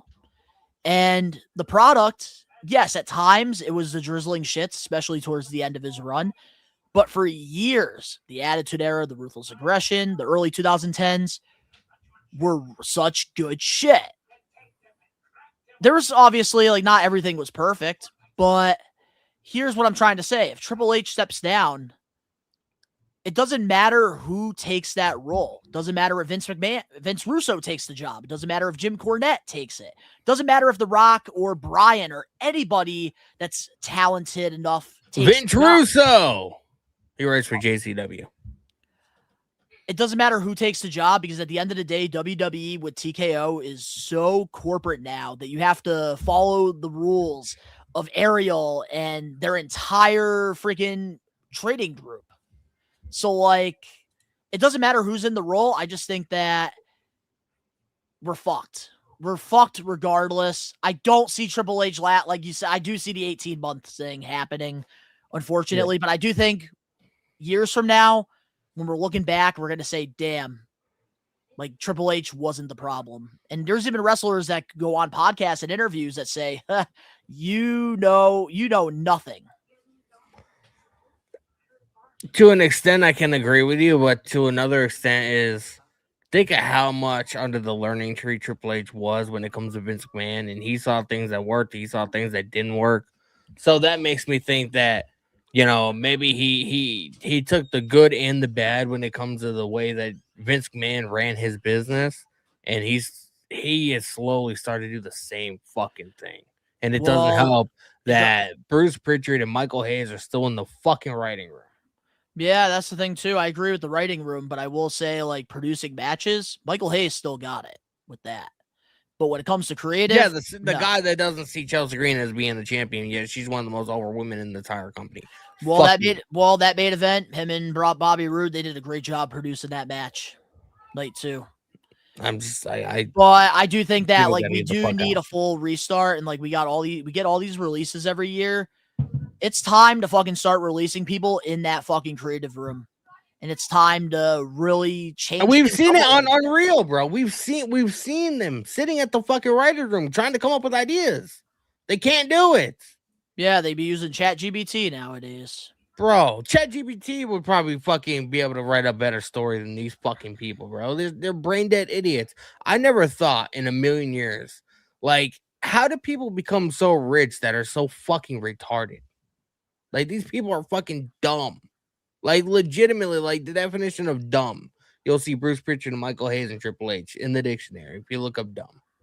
Like, these people are idiots. I don't get it. I just don't see, like, what's gonna change with Triple H being gone. Because at the end of the day, Brian Gerwitz, I want to give him a shot, bro. I'm telling you, the day like TKO is over with and like WWE goes back to like being like an independent company, which I don't think will ever happen again. Bro, WWE became a publicly traded company in fucking like 99, 2000. So like that's All right, has nothing well, to do with them becoming a all right, publicly traded company, and it does under not their help. own It umbrella. does not help. It does not help that when TKO, when Endeavor bought WWE and formed TKO with UFC and WWE, that they went $4 million or $1 billion in fucking debt. So they need to try and recoup all that money that they spent on WWE, which is why the ticket prices are fucking outstanding. Like, and that doesn't help either. So, well, we're just gonna have to stay up to date with all this. I'm gonna be super ecstatic to keep talking about TKO and WWE. You can just see Yeah. it on my face. All yeah, right. you look so excited. All right. Well, with that being said, it's time to get into the We Are Wrestling main event topic. Your phone so I can go something on for Ariana, please. It's time for your main event topic.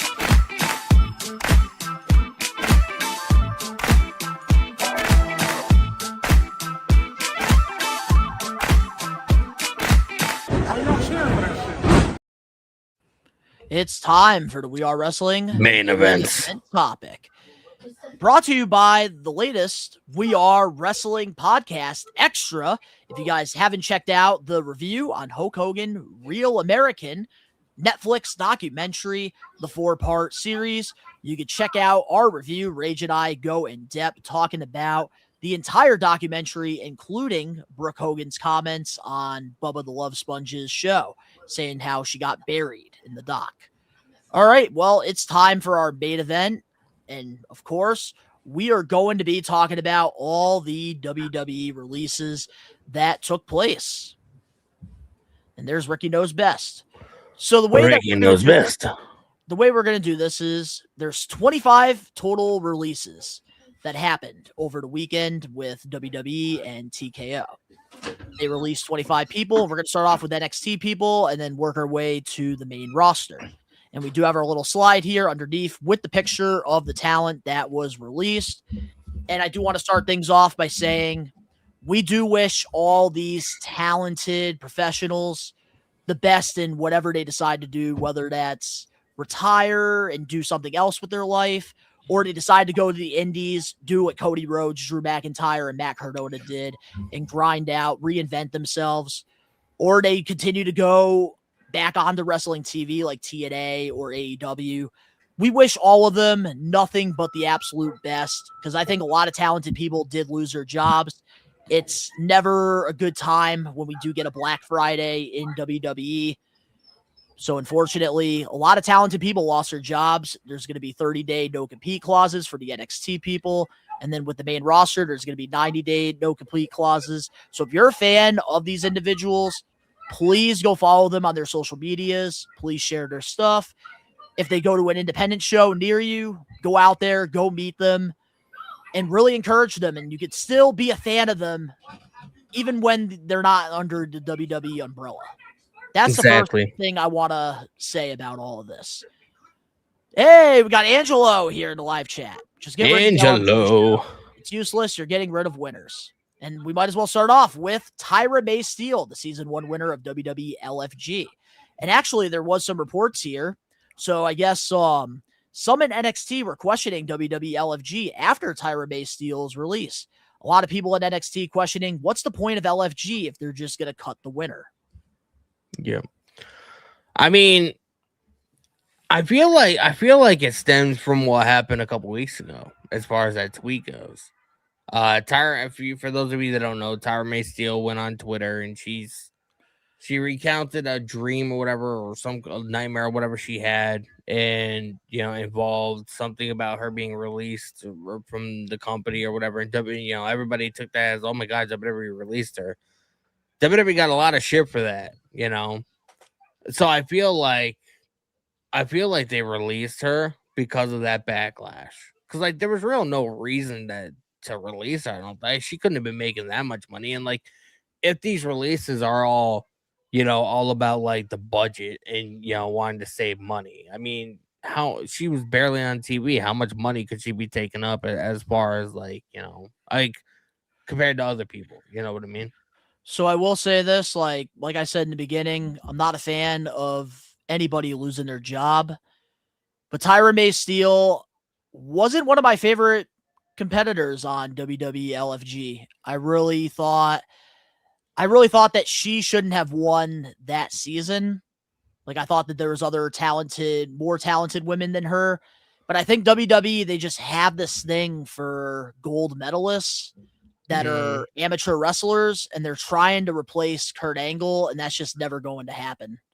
Like, look at the failed project with Gable Steveson. Like, that's how it felt with Tyra May Steele. But I do agree with these reports. Like, what is the point of a show like LFG if you are not going to you're just going to cut the winner? Like, if she wasn't ready, why did you reward her with the NXT contract? Yep. Because clearly there was no direction. They didn't even put her on TV. Jasper Troy, who won the same season as her, he was immediately put on TV, and he got opportunities to work with Ricky Saints. And then I believe he's been doing stuff with the Speed title. So, like, he's been regularly on NXT TV.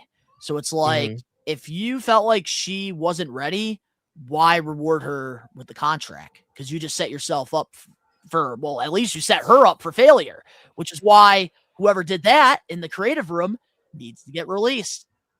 Yeah. Have their fucking face on the graphic.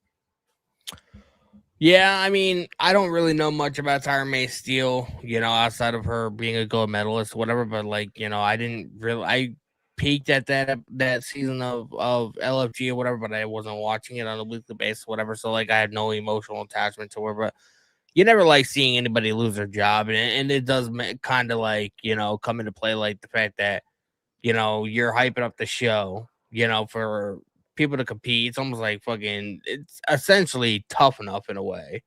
A little bit different, but it's essentially Tough Enough. I miss and Tough Enough. You're having these people compete for a contract, and yet you're releasing the winners of. Yeah, it just doesn't make any sense to me. Like, why are you doing this? It's gonna make people think well, you're probably just gonna release me anyway. Why the fuck do I want to be on that show? You know what I mean? Yeah, no, I totally get what you mean. And I do think that, like, the sky's the limit for any of these talented people at the end of the day, because clearly they have something if they were able to get signed to WWE. And we're just going to have to wait and see what happens. But I get it. Like, you do need to let people go. You do need to bring in new people to continue evolving the product. But I've always believed that, like, you shouldn't be doing releases. Like, if you sign somebody for a certain amount of time, like, you should commit to that deal that you signed with whoever it is. And then when their contract is up, that's when you make the decision. Do you feel like you're getting your money's worth, or do you let them go? Now, if the talent are frustrated, like a lot of them at AEW are, and they say, like, I just want to leave, I think, like, to keep your locker room and keep everything in order, you grant them the release if they want it.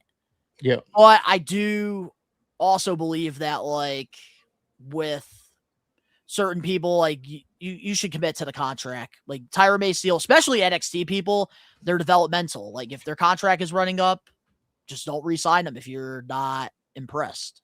I will say, I like the fact that non-compete clauses for NXT are good, and the fact that they only have to wait 30 days as opposed to 90 days or whatever. Because I feel like in that 30 days, like, if you're able to make somewhat of a name for yourself on NXT TV at all, or LFG or whatever it is, you're able to make an impact. Even if you get released, like, 30 days is not that long. You still have some kind of name value and recognition, whatever. You're still able to, like, get work and do other things or whatever. Like, because she was on NXT and LFG, like, she'll be able to fucking make a living, really nice living for herself just by doing that. You know what I mean? Yeah, a lot of the LFG people who were released, actually, believe it or not, they are doing pretty good right now in the indies. Like, I believe Sexy BJ Ray, like, he's been doing conventions. Like, He's really on AEW, I believe. That I don't think so. Sexy BJ Ray, I thought it was on Ring of Honor. He was teasing, trying to get people to get him to go to AEW, but just in general, I think with, like, LFG and stuff, like, that's just the way, like, they got to do things. Like, she's gonna be fine. You're right at the end of the day. But let's get into some more LFG releases here. We have Thrill London, Serena Linton, and Chris Island. So Thrill London, he was in season 2 of WWLFG. Serena, who I thought was one of the favorites in season 2, she ended up getting released. She was on both season 1 and 2. Chris Island, both part of season 1 and 2. But the big thing about their releases that I do want to talk about is what Bully Ray said, who is a coach on WWLFG during Wrestle Rant. This is what Bully Ray had to say on his advice to the WWLFG talent who were released. So pretty much he said, I give them no advice. They're gone. There's one talent out there that got let go that I see working hard on her own. In season 2, we saw Hayes Jasmine, now known as Pinky Monteo, out there on the independent scene. Nobody knows why she was released, but she's trying to make it on her own in the indies and trying to work her way back, maybe to LFG or to Evolve or to NXT, wherever. But I really don't have advice for these talent. Maybe you should have taken it more seriously. Maybe you shouldn't have put your feet up on the table. Maybe you should have shook hands. Maybe you should have been more polite. Maybe you should have busted your ass a little more. Maybe you should have cut a better promo. You've got 5 minutes. Get over or get out. This is not a business for boys and girls. It's a business for men and women. I'm not here to coddle anybody. I'm here to help you sign a contract with WWE, become a millionaire, and make something of yourself and help the business thrive into the future. And he got a lot of backlash for this hot take. I mean, is he wrong though? I don't think he's wrong at all. I don't think he's wrong either. You know, it's either shit or get out the pot. Like there's people that would fucking, you know, cut off their nuts to get an opportunity to be in WWE. You know what I mean? Like that's like the pinnacle of the business. You know, everybody. You know, even before there was an AEW, or before there was a Ring of Honor, before there was a MLW, before all that, like, you know, like you ask any kid like in the 80s or 90s or whatever, like, I want to go to WrestleMania. You know what I mean? So like the fact that, you know, out of how many performers, you know, come out of wrestling schools every year, you get the opportunity to do something with WWE. And you squander that opportunity and you don't take it serious enough. And you're like, you know, oh, instead of, you know, training or instead of working out or instead of doing this, instead of doing that, you know, I'd rather like, you know, go out and hang out with my friends or play video games or do this or do that, you know, or take the opportunity for granted. Exactly. Which happens a lot pretty with much what it people is. that are, and that happens a lot with a lot of people that are under the WWE Performance Center umbrella. I do want to answer this question from Angelo. Do the LFG and Evolve talent have to take a certain amount of days off before wrestling again or no? 30, I think. I think it's 30 days because I think if you're under just a developmental deal, which is technically, I think there's 2 different contracts. You have your developmental, but then you also have your NXT deal, which is a little bit more money than you're getting when you first go to WWE Performance Center. But I do think that it is 30 days. It sucks that these people lose their jobs, but who the hell are these people? Hey, they're on WWE programming, a lot of them. Like, this is LFG we're talking about here. Like, I watched LFG, so I kind of feel some compassion here for some of these people. But we're gonna move on though, because there's a lot more names here. One of the more notable names during the releases that was on NXT TV for a while, got over with the crowd, Andre Chase. From Chase University. Andre Chase University. He released a video statement on his release. Well said. Well said. And he was never even supposed to be on NXT TV, as far as I know. He was supposed to like be like a jobber to the stars, like somebody that just comes in and helps people get over. And he ended up building a nice career for himself, and he got super over, and the Chase University gimmick became fucking super over or whatever. And, you know, he had, you know, a lot of great stuff on NXT TV. But I mean, this is a gimmick that was never going to get over on the main roster. Like, there was like, you know. That's what I was going to say. Like, I loved the Chase U stuff. Like, I thought it was very entertaining, but I just knew like on the main roster, it wasn't going to transition well. So like it didn't shock me like when Duke Hudson got released, I believe last year, and it doesn't surprise me that Andre Chase got released this time. because you can only be in NXT for so long, The especially. only thing I like, remember about Andre Chase was fucking the what was it, the retirement match, or like if he lost this match, Chase U would have to like yeah, disband like or whatever. I'm seeing it from Or Ridge the Holland. Maniacs here in the live chat. Like Angelo pointed that out, James pointed it out, because like the second Chase U just wasn't good because of that whole retirement thing. Yeah. And like I wish like with a lot of these releases too, like I'm gonna point out before we move on, I wish that like you would maybe do a storyline or like write them off some way so that like you're putting somebody else over in the process. Yeah.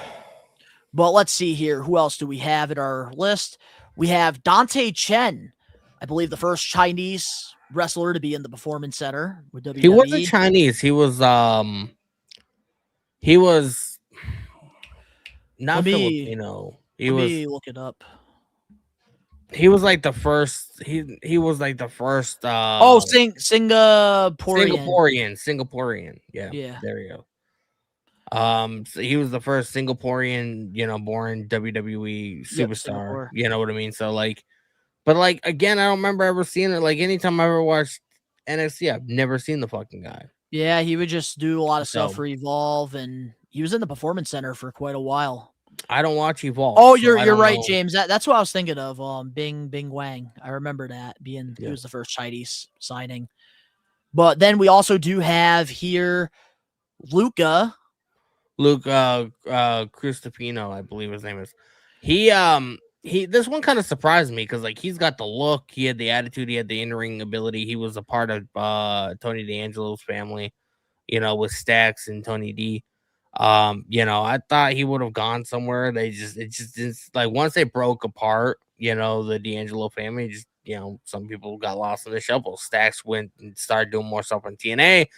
Tony D got repackaged into this sort of like mean-spirited gimmick that he is now.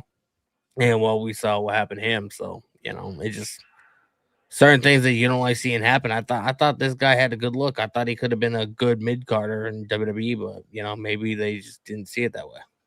Well, he also announced his retirement after these reports came out as well. He did. It looks like he's going to be moving on from pro wrestling. So we do wish him nothing but the best.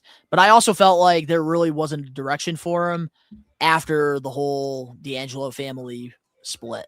Yeah, Stax is with the Birthright, which is kind of ironic enough because Stax does the Birthright faction is more or less like, children of past, stars in pro wrestling, whatever. Stax is not that. He's fucking dating fucking Ariana Grace, who is the daughter of It works. I like the chemistry. I do like the chemistry with him with the other two. I do like it.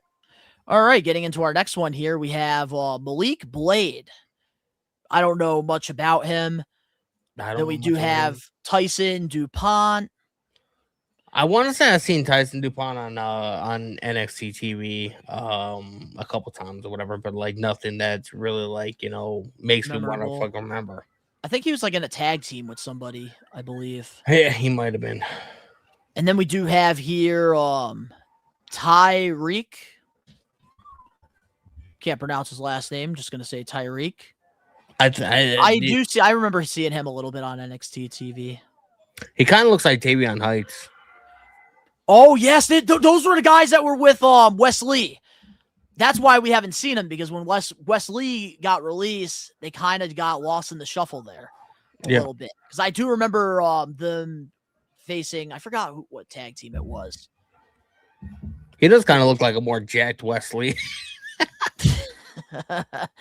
All right. Well, and then we also do have our last NXT release here, Carly Bright.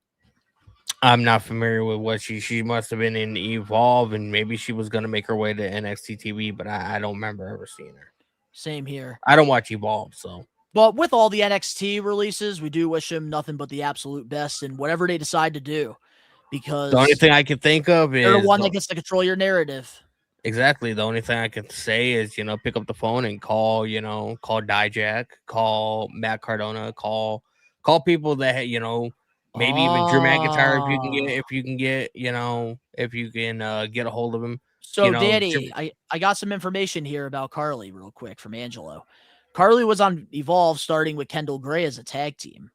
Well, I knew she So was on pretty, Evolve, 'cause I don't pretty remember. much, unfortunately, she was the Marty Jannetty to Yeah. Kendall Gray, who was So Shawn like Michaels. all these talents, the first thing, I mean, if I was in that position, the first thing I would do is, I'd pick up the phone and call Dijak. I would call Cardona. I would call, if you Get can get a advice. hold of fucking Drew McIntyre, call him, because all those people, they came to WWE, got released, and then came back even bigger stars. And then you're in the WWE Performance Center. You're learning every day. That's the best thing you could do. Like, I feel like it's just common sense, like, to go to somebody who went through it and they were able to come back to where they once were. The best person I would call though is Matt Cardona, because he's the current guy. knows how to make money on the indies. So if you want advice on how to make a decent living for yourself, Dolph Ziggler, that's another good one too. Yeah. But before we move on to the WWE main roster releases, any of these names that you see, like just from a first look, do you see anybody that you think is going to definitely strive like outside of the NXT Performance Center? Because there are some people that like they do have better runs. Probably Tyson and Tyreek. I can see them being a hell of a tag team on the independent scene. We might even see him at Blitzkrieg at some point. Yeah, that is a possibility. We have seen a lot of guys out of the Performance Center. We had Sean Legacy versus Marcus Mathers. Yeah, but I want to talk about Javi. He was a former WWE NXT guy, and he's killing it right now over at Blitzkrieg. He's going for the title against Charles Mason this Saturday. But I do definitely see I do think Dante Chen, I could see him doing some big things in the indies. I feel like he's just one of those guys that like just needs to get an opportunity, because it felt like NXT just never really gave him that chance to really show like who he is and what he's about. WWE's already proven that it doesn't matter. All we know is that he's the first Singapore signing. That's literally all we have. So like this is his opportunity to like really create a beautiful painting with this empty canvas that he had. Just go out and make your money, man. That's all I can say. For sure. But now it's time to get into the WWE releases, the main roster ones. These are the 90-day no-competes. And we're going to start off right off the bat with Aleister Black. This shocked a lot of us. This is the one that pissed me off, I feel like, more than any other one. Because, like, he was in main events on Black and Gold, which was ironically enough booked by Triple H.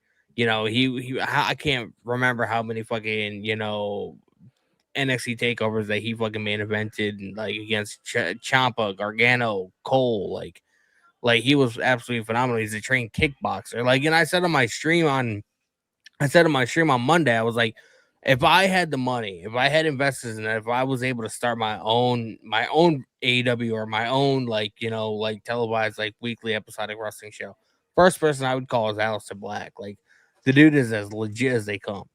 Man, like, you know something? If Karrion Kross wasn't released by WWE, dude, Kross and Black would have been a deadly tag team. They would have been. And like, this guy, like, he's a big deal on NXT Black and Gold, gets called up to the main roster. Vince doesn't really have any direction. Fucking, he has this Dark Father gimmick or whatever, and they start teasing it for a couple weeks. He ends up getting released. He goes to AEW, shows up in Miami. He black masks Cody Rhodes and, gets in the face of fucking Arn Anderson, and then like he gets stuck in a tag team. I think the entire time he was in AEW, he only had like 3 singles matches. Like AEW didn't really have a direction for him. He did nothing, so he left there. The one thing I remember him doing first and foremost was that feud with Adam Cole or Adam Copeland. Yeah, and I'm surprised like they didn't book him consistently like that, because like that was a really good position that he was in. So anyway, he left AEW, goes back to WWE. WWE is now being booked by Triple H, the same guy that was booking him like a big deal in NXT Black and Gold. So he goes there, and he gets matches, he gets time in the ring or whatever, he gets to put on TV or whatever. It doesn't really do anything memorable. I don't think he had one PLE match his entire time there. He got released a year to the month that he got re-signed. He showed back up in WWE the Smackdown after WrestleMania 41 last April. He Yeah, it gets was literally released. like a 1 He year gets run. released this year. A couple weeks ago, he beat Sami Zayn. And then he beat fucking Randy Orton in the main event. Randy Orton in the main event of SmackDown. And he gets released. And like, it's things like this to where, like, if you cannot book Aleister Black in a meaningful role on television, the fact that it came out by PW Insider that before Pat McAfee's involvement, it was going to be Aleister Black. Aleister Black was going to be in the head of Cody Rhodes leading to this main event, or in the head of Randy Orton in the main event leading toward, you know, him and Cody. And the fact that they wanted Pat McAfee, which I honestly feel like that cost Aleister his job. I feel like if Triple H would have fought against that and would have had Aleister instead of Pat McAfee, I feel like that's what would have saved Aleister. Oh, and as a leader that Triple H like proclaims to be, he should have went to bat for Aleister Black. Because if you're really invested in somebody, like, you need to go to bat for them. Like, that's one thing Tony Khan will do with certain guys that he likes. Mm-hmm. And there is guys that Triple H likes as well that he'll go for bat for, and it's unfortunate that Black wasn't one of them. I hate this. Aleister's a legit badass, bro. He's a trained kickboxer. Like, how can you fuck this guy up? Look at him. I hate this for many reasons. I knew he was doomed.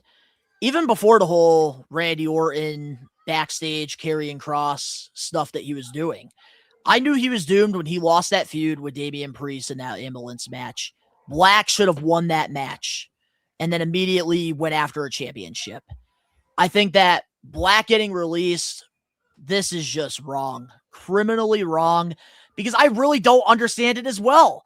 Like, having these dark characters, this is how you put baby faces over. Bray Wyatt and John Cena, WrestleMania 30 was such good shit. Bray Wyatt's stuff with Daniel Bryan before the whole Yes movement was such good shit. Like Karrion Kross, like, he did a lot of great stuff in Black and Gold NXT. These dark characters is such a recipe for success to and get it's so easy a to babyface book. over. It's so easy to book. Especially with like vignettes, especially with promos, with the lights going out in the arena and doing something there. We've seen it succeed so much throughout the years.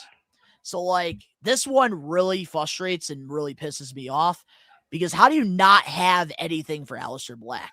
He should be freaking wrestling on at least every other PLE. He should at least be working with some of your top baby faces. I think you put him in a feud for 3 months with Carmelo Hayes, they both get better from it. And it's not like, you know, Triple H can use the excuse, well, you know, I'm new to him. I wasn't used to booking him, this and that. Yeah, but motherfucker, you booked him in the main event.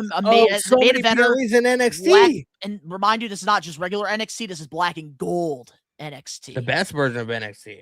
The most with ratings, the highest it was ever been. He was the face of that brand. So like, there is no excuses. I agree 100% with you. He must have gotten a big bag, which is the only reason I could see why WWE. Yeah, it must like, have been a money issue. Yeah, like maybe we're not getting the money we think we should be getting back, but it's like, maybe you need to freaking have a creative writer's face on this fucking graphic and not somebody like Aleister Black. The only reason I'm not going to be like too over with it is because like Aleister's going to make so much fucking money on the indies, bro. And I honestly feel like I don't want him to go to AEW. I want Aleister to go to TNA, and I would love for him to be the leader of the righteous. Well, I will say this. I do hope he does pick TNA over AEW, because I do think TNA could use a guy like him. But one thing that I am happy about with him being released is I can finally get my Supreme figure signed. So I'm excited. And this is one of the more rare ones too. Bro, I hope you can get booked for the Wrestling Classic. That'd be fucking awesome. Yeah, which we'll be having both Bill and Captain's Corner on tomorrow for a quick live stream. But getting into our next release, we do have his wife, Zelina Vega. She was with the company for quite a bit, actually. She was, you know. I thought she got lost in the shuffle when the LWO kind of just went off on its own. Like, she won the championship against Chelsea Green, and then they had no plan. The last thing that Zelina really did that I was like hyped about, but before like being with Alistair, because like I really did like the dynamic, and it kind of helped that they were husband and wife, and that's kind of worse. You know, we've seen it with Cross and Scarlett or whatever. But I loved her as the valet for Andrade back in the day. Like that was really good. Yeah. Zelina Vega is like, as far as like being an in-ring performer, bro, like she's so small, and like it's not really believable for her to go up against the likes of, you know, Charlotte Flair and Rhea Ripley and like all these players. Like there's very few people her size in WWE, and it's just like, you know, you got to have the believability factor there. So I just never really took to her as an in-ring performer. Yeah, but we were talking about Backlash 2023 a little bit ago here. That was a great moment. I love that moment, you know, because she's obviously Puerto Rican, you know. But also, Rhea Ripley did a really good job at making Zelina Vega in that match, in that moment, believable. Yeah, but I still don't believe it was, because, like I always say, it does take two to dance. And Zelina Vega, she's very athletic. She's very talented in the ring. It's just the storytelling part of it. That's where you have to show the believable stuff. And I thought her going like in the United States title picture, I thought that was the right place for her at the right time. Maybe she should have been like in a tag team with somebody else as well. I think a tag team would have done really good things for her. Maybe having another like Latina teamed with her in the LWO. I think that could have benefited her a lot, especially during that time with LWO. The women's tag division was so ass. Very lackluster, weren't getting enough TV time. She could have benefited being like teaming with somebody else that like has the same like representation as her. I do think that like her run ran its course. I think if there was a time for her to revive herself, it could have been with Andrade with the singles run, because it worked in NXT, like you said. But I just think that like she did run her course, and I think it just didn't work out for her. She was even with Andrade, I think, when he first came up to the main roster or whatever. And then like that only lasted for like a week or two, and then they kept Andrade by himself, whatever, which I think was a horrible fucking mistake. Yeah, that was a bad mistake. And then it led to him teaming with Rey Fenix, and you're seeing it now. Like, he's doing great things at AEW. That's one of the good things he did. Great decision on his part. But I do think that with Zelina Vega, she's somebody on this list. She's going to have no problems outside of WWE. Especially Alistair keep this whole partnership. She was very successful. She was very successful even before getting signed to WWE. Bro, we need to get an indie promotion. If somebody sees this somewhere out there, they need to book a match. Karrion Kross versus fucking Malachi. Or Alice, or whatever the fuck he's gonna be called, because everybody's been talking about, WWE fired Karrion and Scarlett, and you know they gave that gimmick to Alice. They should capitalize on that, bro. Man, also, Alistair Black, another company that I heard might be in the running to get him. I heard MLW, the same people that got Karrion Kross over there. Let me tell you, if they get Alistair Black, because they already got Kross, Alistair versus Cruel. If they could give me Alistair I might start watching MLW weekly if this happens. Alistair versus fucking what the fuck's Matt Riddle? Alistair Black versus Matt Riddle. You would not like that match, bro? Matt Riddle, one's a fighter, one's a kickboxer. Are you kidding me? He don't deserve the platform right now that he's got. Who? Matt Riddle. But that's a whole nother topic for a whole nother day. But I do agree, Zelina does deserve better. James all day. I like the pairing of her and Alistair Black. This was basically a knockoff of Karrion Kross and Scarlett. What I'm saying, bro, book Karrion Kross versus fucking Alistair on the indies. Eric, I'm saying in the live chat, they wanted her to be Melina to appease the Latin crowd. Didn't enough credit from creative. I agree. They just didn't have really anything for her. But let's move on now to the next person here on the list. We have Apollo Crews. You know, he survived a lot of these.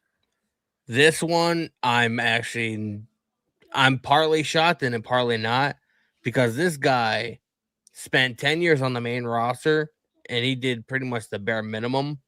And he didn't really do anything of notes except for that Nigerian gimmick or whatever when he had fucking Mr. Aziz or whatever the fuck, that big fucker with him. Like, that's like the only notable thing that Apollo Crews has done, and the fact that he's survived all these different releases, because they do releases after Mania every year, it seems like, and it's amazing to me that he fucking lasted as long as he did. So I mean, that's a testament to him. Congratulations. He must have been really liked backstage, and people were just like, "Oh, we'll just keep him around. Who cares?" Well, Apollo Crews, I do think, is one of the most underrated guys that's been on the. Oh, he's phenomenal for years, because he also, believe it or not, like, yeah, he got the Nigerian gimmick thing over during a really hard time to get anything over during the time, but he did hold the Intercontinental title and United States belt during his run. Yeah, he was a great mid-carder. I didn't even know he was still signed until I saw him in that backstage segment fucking a couple months ago with fucking Cardona. Like, yeah, I was thought like, we were oh, gonna go shit. somewhere. I was thought like, we were oh, gonna go somewhere shit. with that. Like, I thought that they're gonna team together, and then Matt Cardona was gonna eventually turn on him, and they were gonna do something there. But Apollo Crews is insanely talented, very talented, and he's somebody that, like, I won't be surprised if he's one of the guys on this list that do sign with AEW. Yeah, because he fits that style. So he's somebody that I do think is going to make some noise outside of WWE, and I think a lot of people are going to be paying attention. You know who is going to be signing to AEW? Who? The Motor City Machine Guns. We'll get into that. I have the list here. Our next graphic, though, real quick, we do have Alba Fire, another one that a lot of people think she's going to probably go to TNA or AEW because she's a really good professional wrestler. And Isla Dawn, I believe, has been doing some stuff with Ring of Honor, too. So maybe we can get them back together as a tag team. Maybe she goes on a singles run. Instead of being in a suit, she could actually start wearing wrestling attire again. But Alba Fire, I was kind of surprised because I thought she was in a very good role with Chelsea Green. So it kind of threw me off a little bit. Yeah, I know the ceiling wasn't high because of the gimmick, but I thought eventually, like, it could have maybe led to something a little bit bigger. Yeah, she's just. It didn't help when Isla Dawn left too, because I liked her and Isla Dawn when they were in NXT or whatever. I never really saw any of her NXT UK run, and that's when she was like Kylie Ray, and then she got brought to like actual NXT, like, and they changed her name to Alba Fire and paired her with Isla Dawn, and like I didn't really like start paying too much attention until they made their main roster debut, whatever. And like I remember they came out with like, the entire arena was red and they had like fire on the Titantron and on the screen. All the presentation for they had a great presentation. It just WWE again failed to capitalize. And that just seems like a never-ending cycle when it comes to WWE. You have somebody really cool on the roster, somebody that should be really easy to book, and you're just not capitalizing on the things that you need to capitalize on. Agree. But she's somebody that is very talented in the ring, tremendous, especially if you watch her work at WWE NXT UK. So I think she's going to have no problems outside of WWE. And a lot of these talent are going to have problems. I would not be scared for Chelsea Green because Chelsea Green, like, she is so over as far as like, being loved backstage and being loved by like the WWE fans that if WWE even thought about releasing her, bro, there'd be a fucking shitstorm that they do not want to fucking see. Not with all the media that she does. Like, you're not going to see her gone. But I will say this. With Blake Monroe going to SmackDown, I do see Chelsea possibly becoming a tag team wrestler with her and teaming together for a little while. Because they do have very similar personalities and gimmicks. I think could make some good entertaining segments. But let's now get into the Motor City Machine Guns. And I do want to read the report from Fightful about what could happen 90 days from now. So basically, as of right now, according to Fightful, TNA sources claim that there is always a home in the company for the Motor City Machine Guns, but they expect AEW to be the eventual landing spot for them. Yeah, because one thing that I don't know if anybody's aware of this, but the day that the 90-day non-compete clause expires for them is going to be a Wednesday. I'm almost positive. AEW Dynamite that day is going to be in Detroit, Michigan. Where is Motor City Machine Gun's hometown? This is why I always say, ladies and gentlemen, timing is everything. Because what a coincidence! 90 days from now, AEW is going to be in Detroit. This is where they should have went all along. They are going to, I guarantee you, they're going to feud with the Young Bucks. They're going to fucking end up taking the tag team titles at some point. And, you know, it's going to be phenomenal. And AEW tag division just gets better and better. WWE's tag division, they don't care about tag team wrestling. WWE's tag division is non-existent at the moment. Oh, and my like God. They have 2 sets of tag team titles for nothing. Dude. FTR, Adam Copeland and Christian, the Young Bucks, the Hurt Syndicate, and the Motor City Machine Guns, and so many other talented tag teams that we're not even mentioning right now. Private Party, Jet Speed, if they ever decide to come back as a team. Don Callis family, you have a lot of different combinations there. If there's one thing AEW does have over WWE, it's the tag division. And even they can't go to Angela. They cannot go to AEW before the 90 days compete. That's why there's a 90-day no compete clause. You have to wait until the 90 days. And in 90 days from now, but WWE still pays them until the 90 days is up. Yeah, it's one of those like security things where like they just aren't throwing them. I mean, completely I like that car. because like I like that because like, you know, you're not allowing them to go out to get work. I mean, got to give them some kind of compensation. Hey, but it gives them 90 days to pretty much like reinvent. Tony Khan already has their number saved. Has it on speed dial. The minute the 90 days is up, bro, he's hitting that button, making that phone call. Yeah, if there's anybody on this list that we're definitely seeing at AEW, it's Motor City Machine Guns. Yeah, I don't see Malachi going back there. Apparently, there's a lot of people backstage at AEW that are not fond of that idea. It won't happen. You know. But Motor City Machine Guns, like the only thing that I'm happy that we got out of this was, as sad as this sounds, I'm happy that they were able to get fully articulated wrestling figures out of it. And like the thing is, like, even if their entire run wasn't a bust in WWE, I will say that. Like, no, they won tag titles like a couple weeks. 2 weeks into the company, they won the tag titles, and like now they can like, because they spent so much time in TNA, you know what I mean? Like, you never want to like have that thought, like, what would have happened if we went to WWE?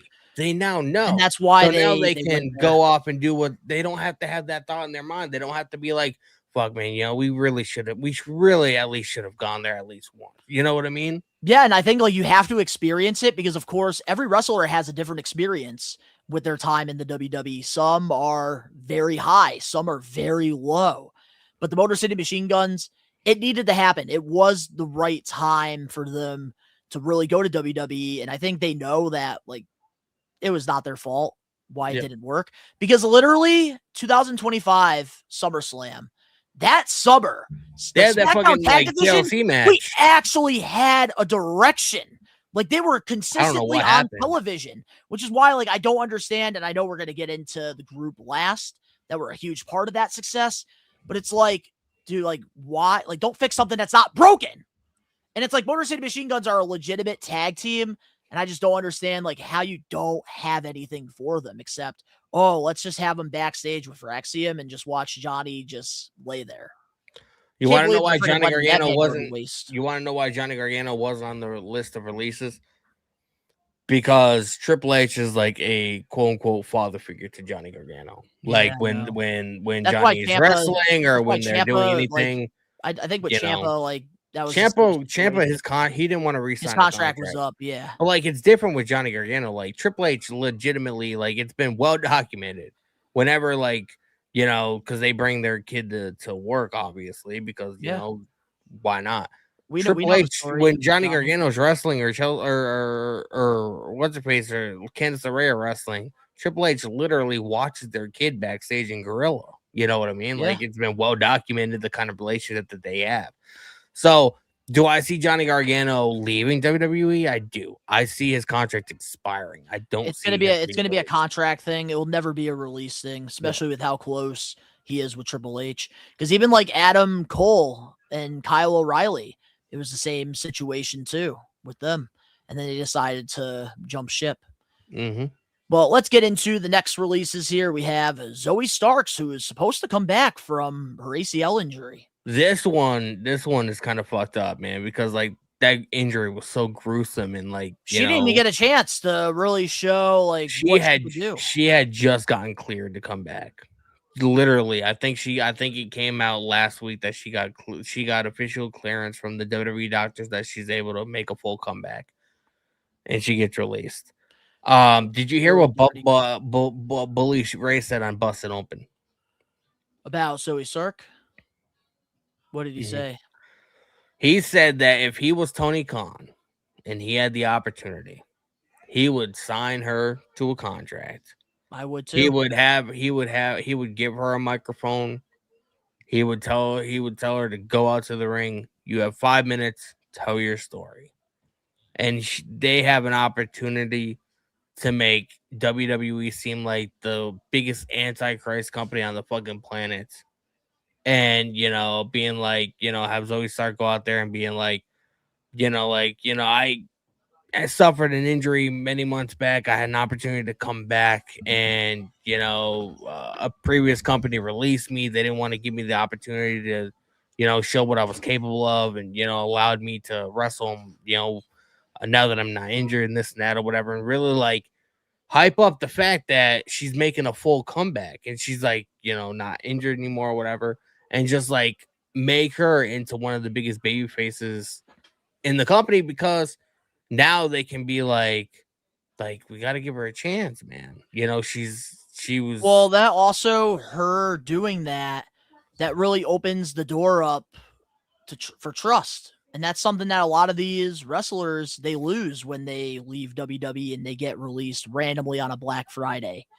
So this really would be a great way to open up that relationship with Tony Khan and Zoe Stark. She's fantastic in the ring. Her weakness was always cutting a promo, but I don't think WWE really gave her the opportunity to really reach that full potential. Because remind you, she was with Trish Stratus for most of that first run before she sustained the injury. She did stuff with Shayna Baszler and Sonya Deville. So she kind of just really wasn't doing anything spectacular, and she didn't really have anything to play off either. But she, I think, is very talented in the ring. I think she could fit in the TNA Knockouts locker room. I think she could fit really well in an AEW women's locker room. But I do think realistically, I do think she goes with Daria and she goes to TNA. The most memorable thing that she did was, be in that group with, Daria. You know what I mean? Now, her most memorable thing was with Trish Stratus. That was got a lot of opportunities. Trish Stratus tried to get her over, and it just was not working. Her most memorable thing was being with Shayna Baszler and Sonya Deville. Yeah, I remember. That's awesome. That would have been a good pitch right there with Zoe Stark joining the Division. She could have used the Heyman treatment. I agree. Could have. We need more valets. We need more managers. And I think Zoe Starks, she's great in the ring. Just get her a mouth. WWE needs a fucking full-on overhaul. You give Zoe Stark somebody like Smart Mark Sterling, who managed Jade Cargill at AEW. She could win a championship. Not saying the world title, but she could be a solid champion if she has the right mouthpiece. And some wrestlers, they don't need to talk. Yeah, WWE needs a full-on overhaul, man. I don't know. There's just a lot of this company is just fucking doomed. All right, well, we do have a couple more. Santos Escobar, this one throws all of us off because apparently he was set to leave and he was going to go to CMLL, and then it was a whole thing. WWE ends up re-signing him. Probably gave him more money than what he was making originally because they didn't want him to leave. Yeah, just for him to get released. And he didn't make another appearance. Not a good look outside of that little interaction between him and Andrade and that whole thing that was going on or whatever. That shows how long ago this was. That was the last time Santos Escobar was on WWE TV, and then he gets put on AAA and never comes back to WWE TV, and then ends up getting released. And he has to go in for surgery. So even after the 90 days, he still can't work. Well, I do know WWE does cover the surgeries, but it still doesn't help with him not getting a solid paycheck every week. Yep. And I don't like when somebody's injured, and I believe there's like a rule in like NFL and NBA and stuff. There's a rule that like if you're injured, like technically you're not allowed to trade that person unless obviously like the team like knows like they have to go through a physical and the team is okay with actually bringing them on. So I don't like that. Like that should be a law with like releases and stuff. Like with Santos, like yeah, that should have been the case.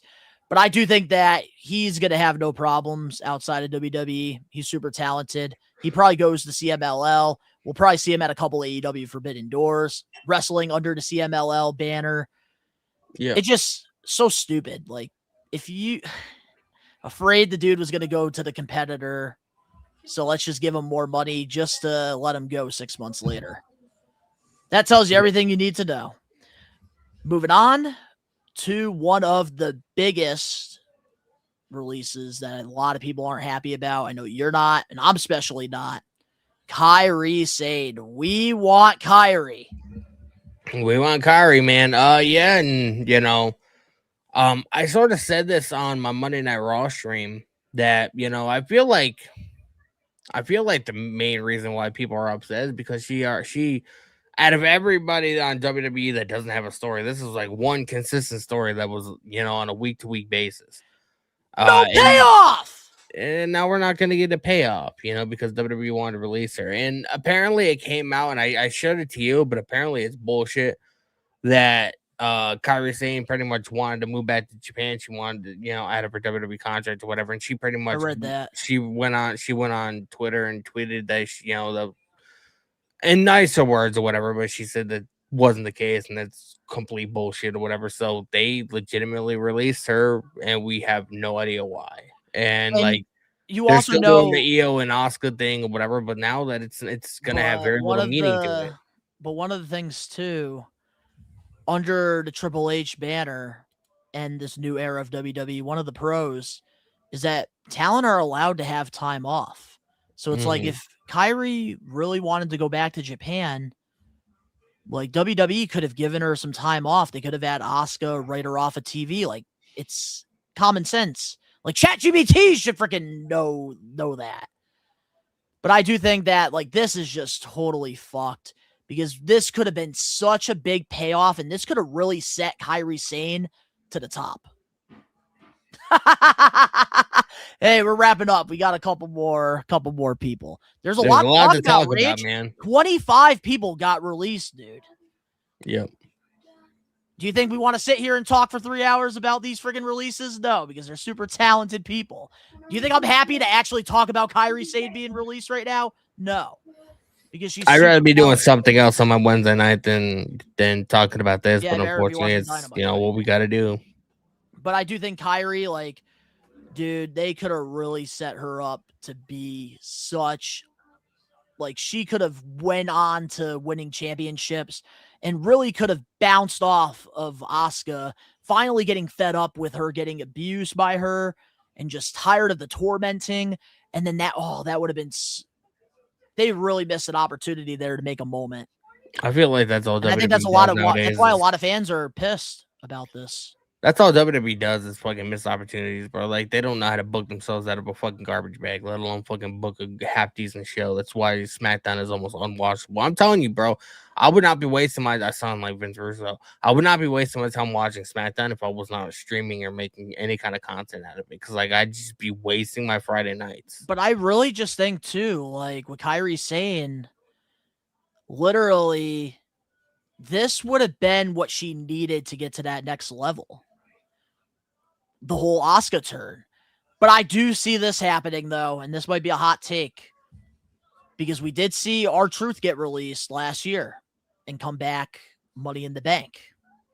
Yeah. Could Kairi Sane possibly get re-signed back to WWE because of the backlash that they're getting right now for this release and help Io Sky beat Asuka? I don't know. I don't think so. Because like when R-Truth got released, whatever, bro, you couldn't log on the internet without fucking seeing shit about that. You know what I mean? Like, I don't get that same thing from this. I hear very few people talking about it. Like, fucking Kathy Kelly, you know, she tweeted, you know, hashtag we want Kyrie, but like, you know, that was I haven't heard anything. Like it's not like exploding like, you know, a lot of these other like the Cody crybabies and we want Cody and you know the whole R-Truth thing. Like it's not on that same kind of level. You know Yeah, what I know. And Angelo here makes a good point. I think you're thinking too much of it because I don't think they see Kyrie as big or as beloved backstage. That's true. Like I could probably have a better case for Io Sky because we have seen that love that she gets backstage on WWE Unreal. Like I can't believe she was even a heel at a couple points in her career because she's just Yeah. so like so loved by so many people and just so nice. Like doesn't even have like a bad bone in her body. So like what Kyrie's saying, like it is one of those things where like maybe it happens, but also at the same time, I won't be surprised to see her jump ship and go to AEW because I do know Kenny Omega answered a question years ago.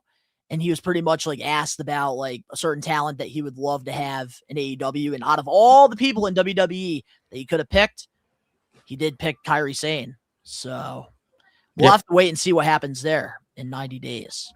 But let's move on to the last group that got released, and this shocked a lot of people as well. The Wyatt Six. So Uncle Howdy, Nikki Cross, Joe Gacy, Dexter Lumis, and Eric Rowan all got released last Friday.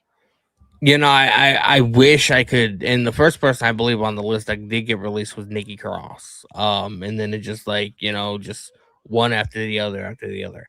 I wish I could come on. One thing that I wish is I wish I could come on here and be shocked by this revelation that we found out. Unfortunately, I can't do that because WWE did very little to make people give a shit about what the YS6 were doing. Except for the They spent months feuding with the MFTs over a fucking lantern. We still don't know why. Obviously, it has some kind of connection with Bray Wyatt, but they didn't fucking want to explain it to any of us. You know, they had a great debut. Yeah, it was like fucking straight out of a horror movie, which was cool because I'm a horror fan, obviously. But like, they did very little to like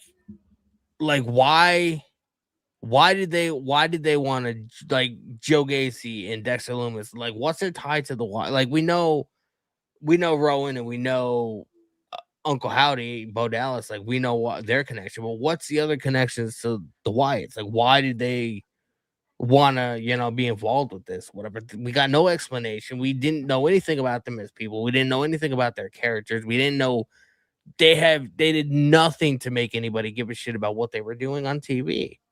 So, like, you can't really be shocked by this. You know what I mean? Like, I'm shocked the fact that, oh my God, like, this is like the third time, you know, the Wyatts have been released because, you know, Bray Wyatt was released at one point, Rowan and fucking the other one, Luke Harper got released or whatever. Now the YS6 are getting released again.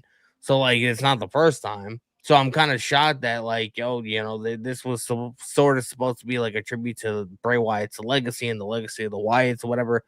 You know, because Bray Wyatt to this day is one of the most creative minds in the entire pro wrestling business. Like, and he's been dead for fucking 3 years. You know, so like I'm surprised in that fact, but like I can't be surprised that they got released because they did nothing on fucking TV, and Triple H and his fucking dumbass creative team did nothing to make anybody give a shit about what they were doing. They didn't do anything of any kind of importance.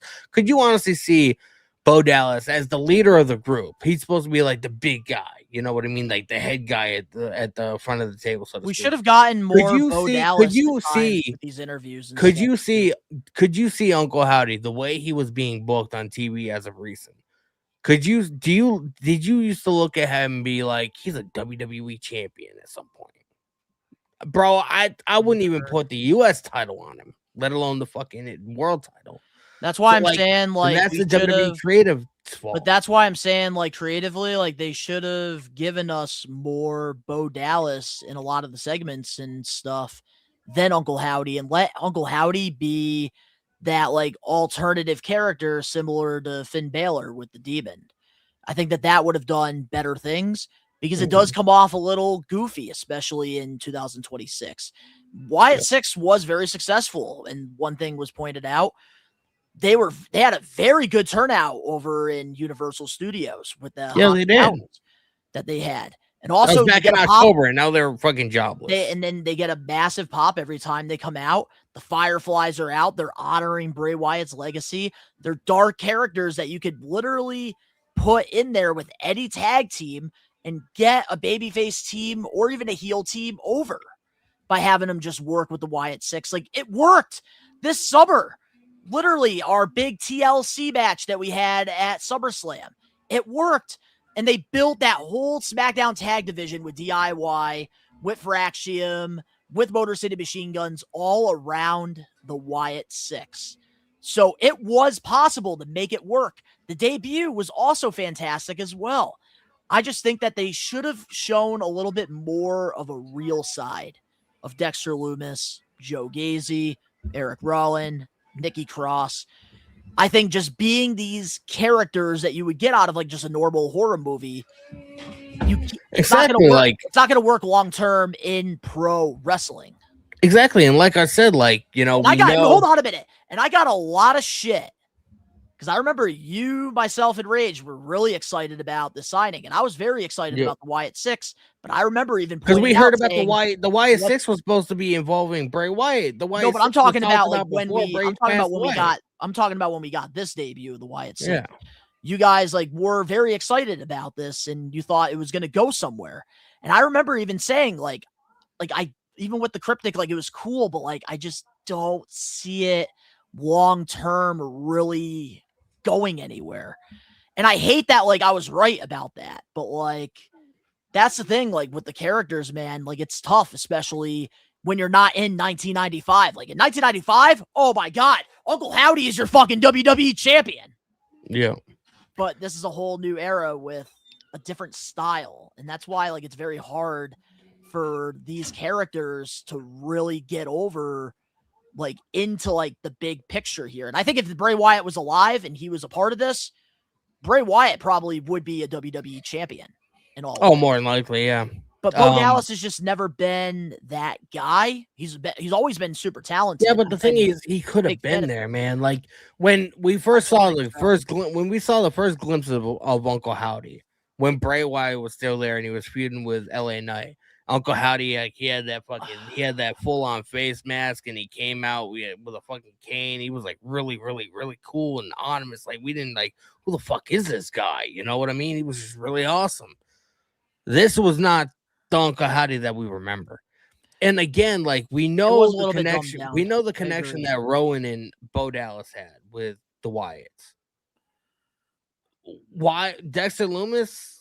Yeah, Joe but they Gacy, did. Nikki Cross, But here's the thing: that was a long time ago. You don't remember, but they all did have individual vignettes when they first showed up. Yeah, but they like. But they didn't do any. But they didn't do anything after those vignettes. What's the connection? Well, like, what's the connection between them and Bray? Like, we never got that kind of connection. Like, why are they deciding to join up with Bo, Uncle Howdy, and like, you know, like carry on Bray's mission or like his vision or whatever? Like, well, you see, like we could talk about the negatives. We could talk about the negatives like all night long if we really want to. But I am going to try to take a positive out of this. And I do love the fact that WWE did give the platform to Bo Dallas to honor his brother. And I feel like that's all this was. And I'm going to try to look at it from that perspective. Like, it sucks that they all got released, but it was really cool, though, to see him somewhat give us what Bray Wyatt's vision was. The Wyatt Six. But obviously, it wasn't going to reach the highest of potential because the guy who thought of all of this isn't here with us right now. So of course, like it's going to be dumbed down a little bit because nobody's got the creative mind of Bray Wyatt. Like even WWE, like they at times would just get so confused and get so lost with his character because Bray was just one of those guys that like he had something like there, but like only he's the one that was able to really make it into something. Kind of like me, like I could be like having people edit a lot of these, like a lot of our content and stuff. And I could be doing a lot of things, but I'm very hands-on with a lot of this stuff.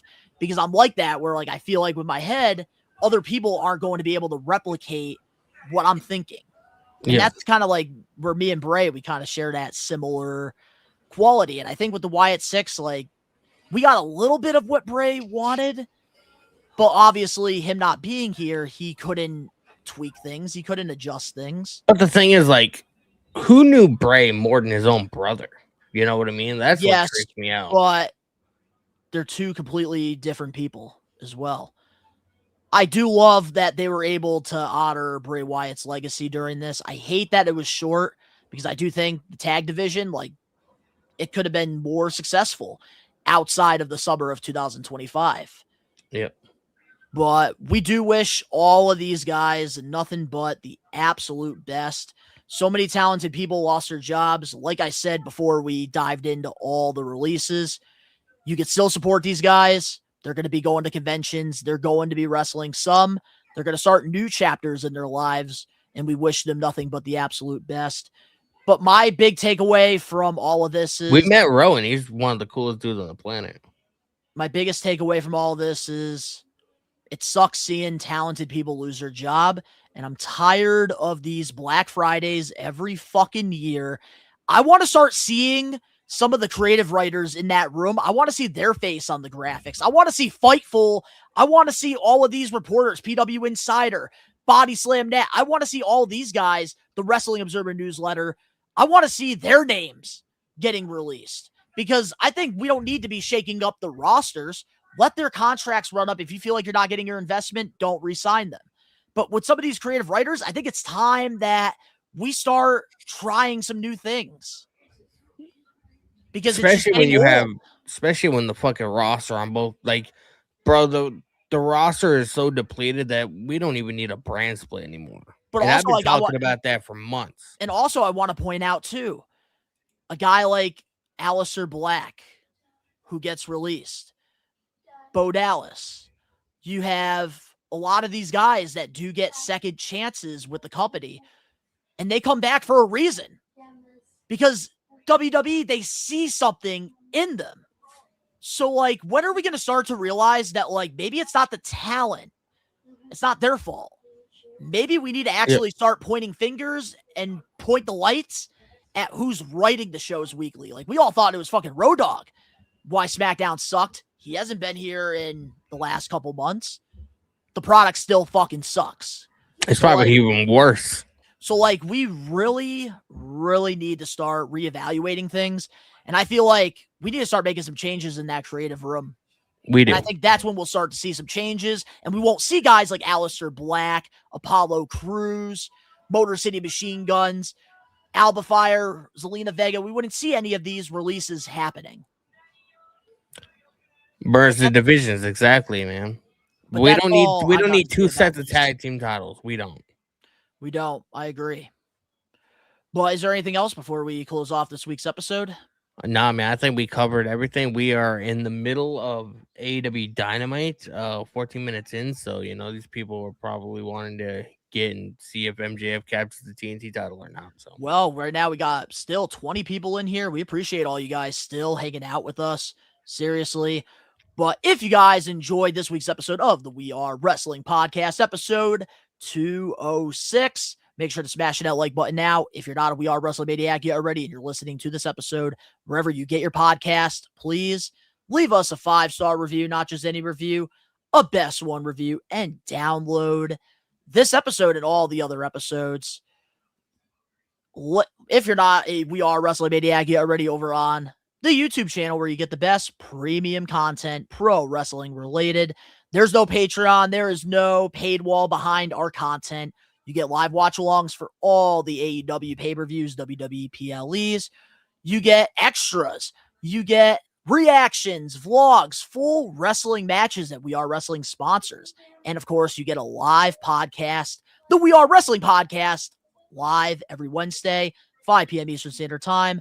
Recommend you guys to hit that subscribe button now, turn on the post notifications. If you're listening to this wherever you get your podcast, download this episode and give us a follow. If you're not following us over on Facebook, Instagram, X, and TikTok, go give us a follow on there.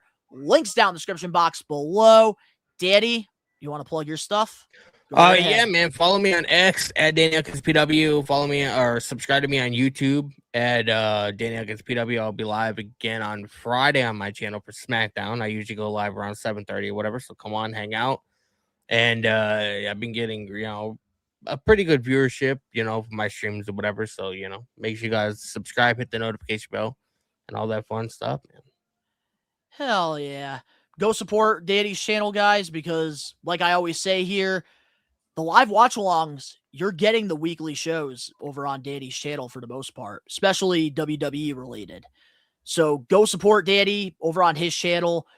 The links are down below. Also, if you guys are into wrestling figures, toy hunts, and you guys want to get more of an inside look at the Best One Studios, which you only get to see the things that's behind me, every week I do weekly hauls and stuff, and I do studio updates. I'm going to be doing a whole renovation pretty soon here, and I do toy hunts, toy reviews, all that good stuff over on the Best One Donnie channel. If you want to go support that, link is down in the description box below with all the other We Are Wrestling links. And of course, to all the We Are Wrestling maniacs out there worldwide, we are taking over. And also, just a quick reminder, tomorrow around 6 p.m. Eastern Standard Time, I will be live on the We Are Wrestling channel. Not an extra, not a podcast, but we are going to be having a couple guests. The guys who run the Wrestling Classic, Zombie Hideout, and Captain's Corner. And we're going to be talking about the Wrestling Classic 7. So to all the We Are Wrestling maniacs out there worldwide, we are taking over. Peace.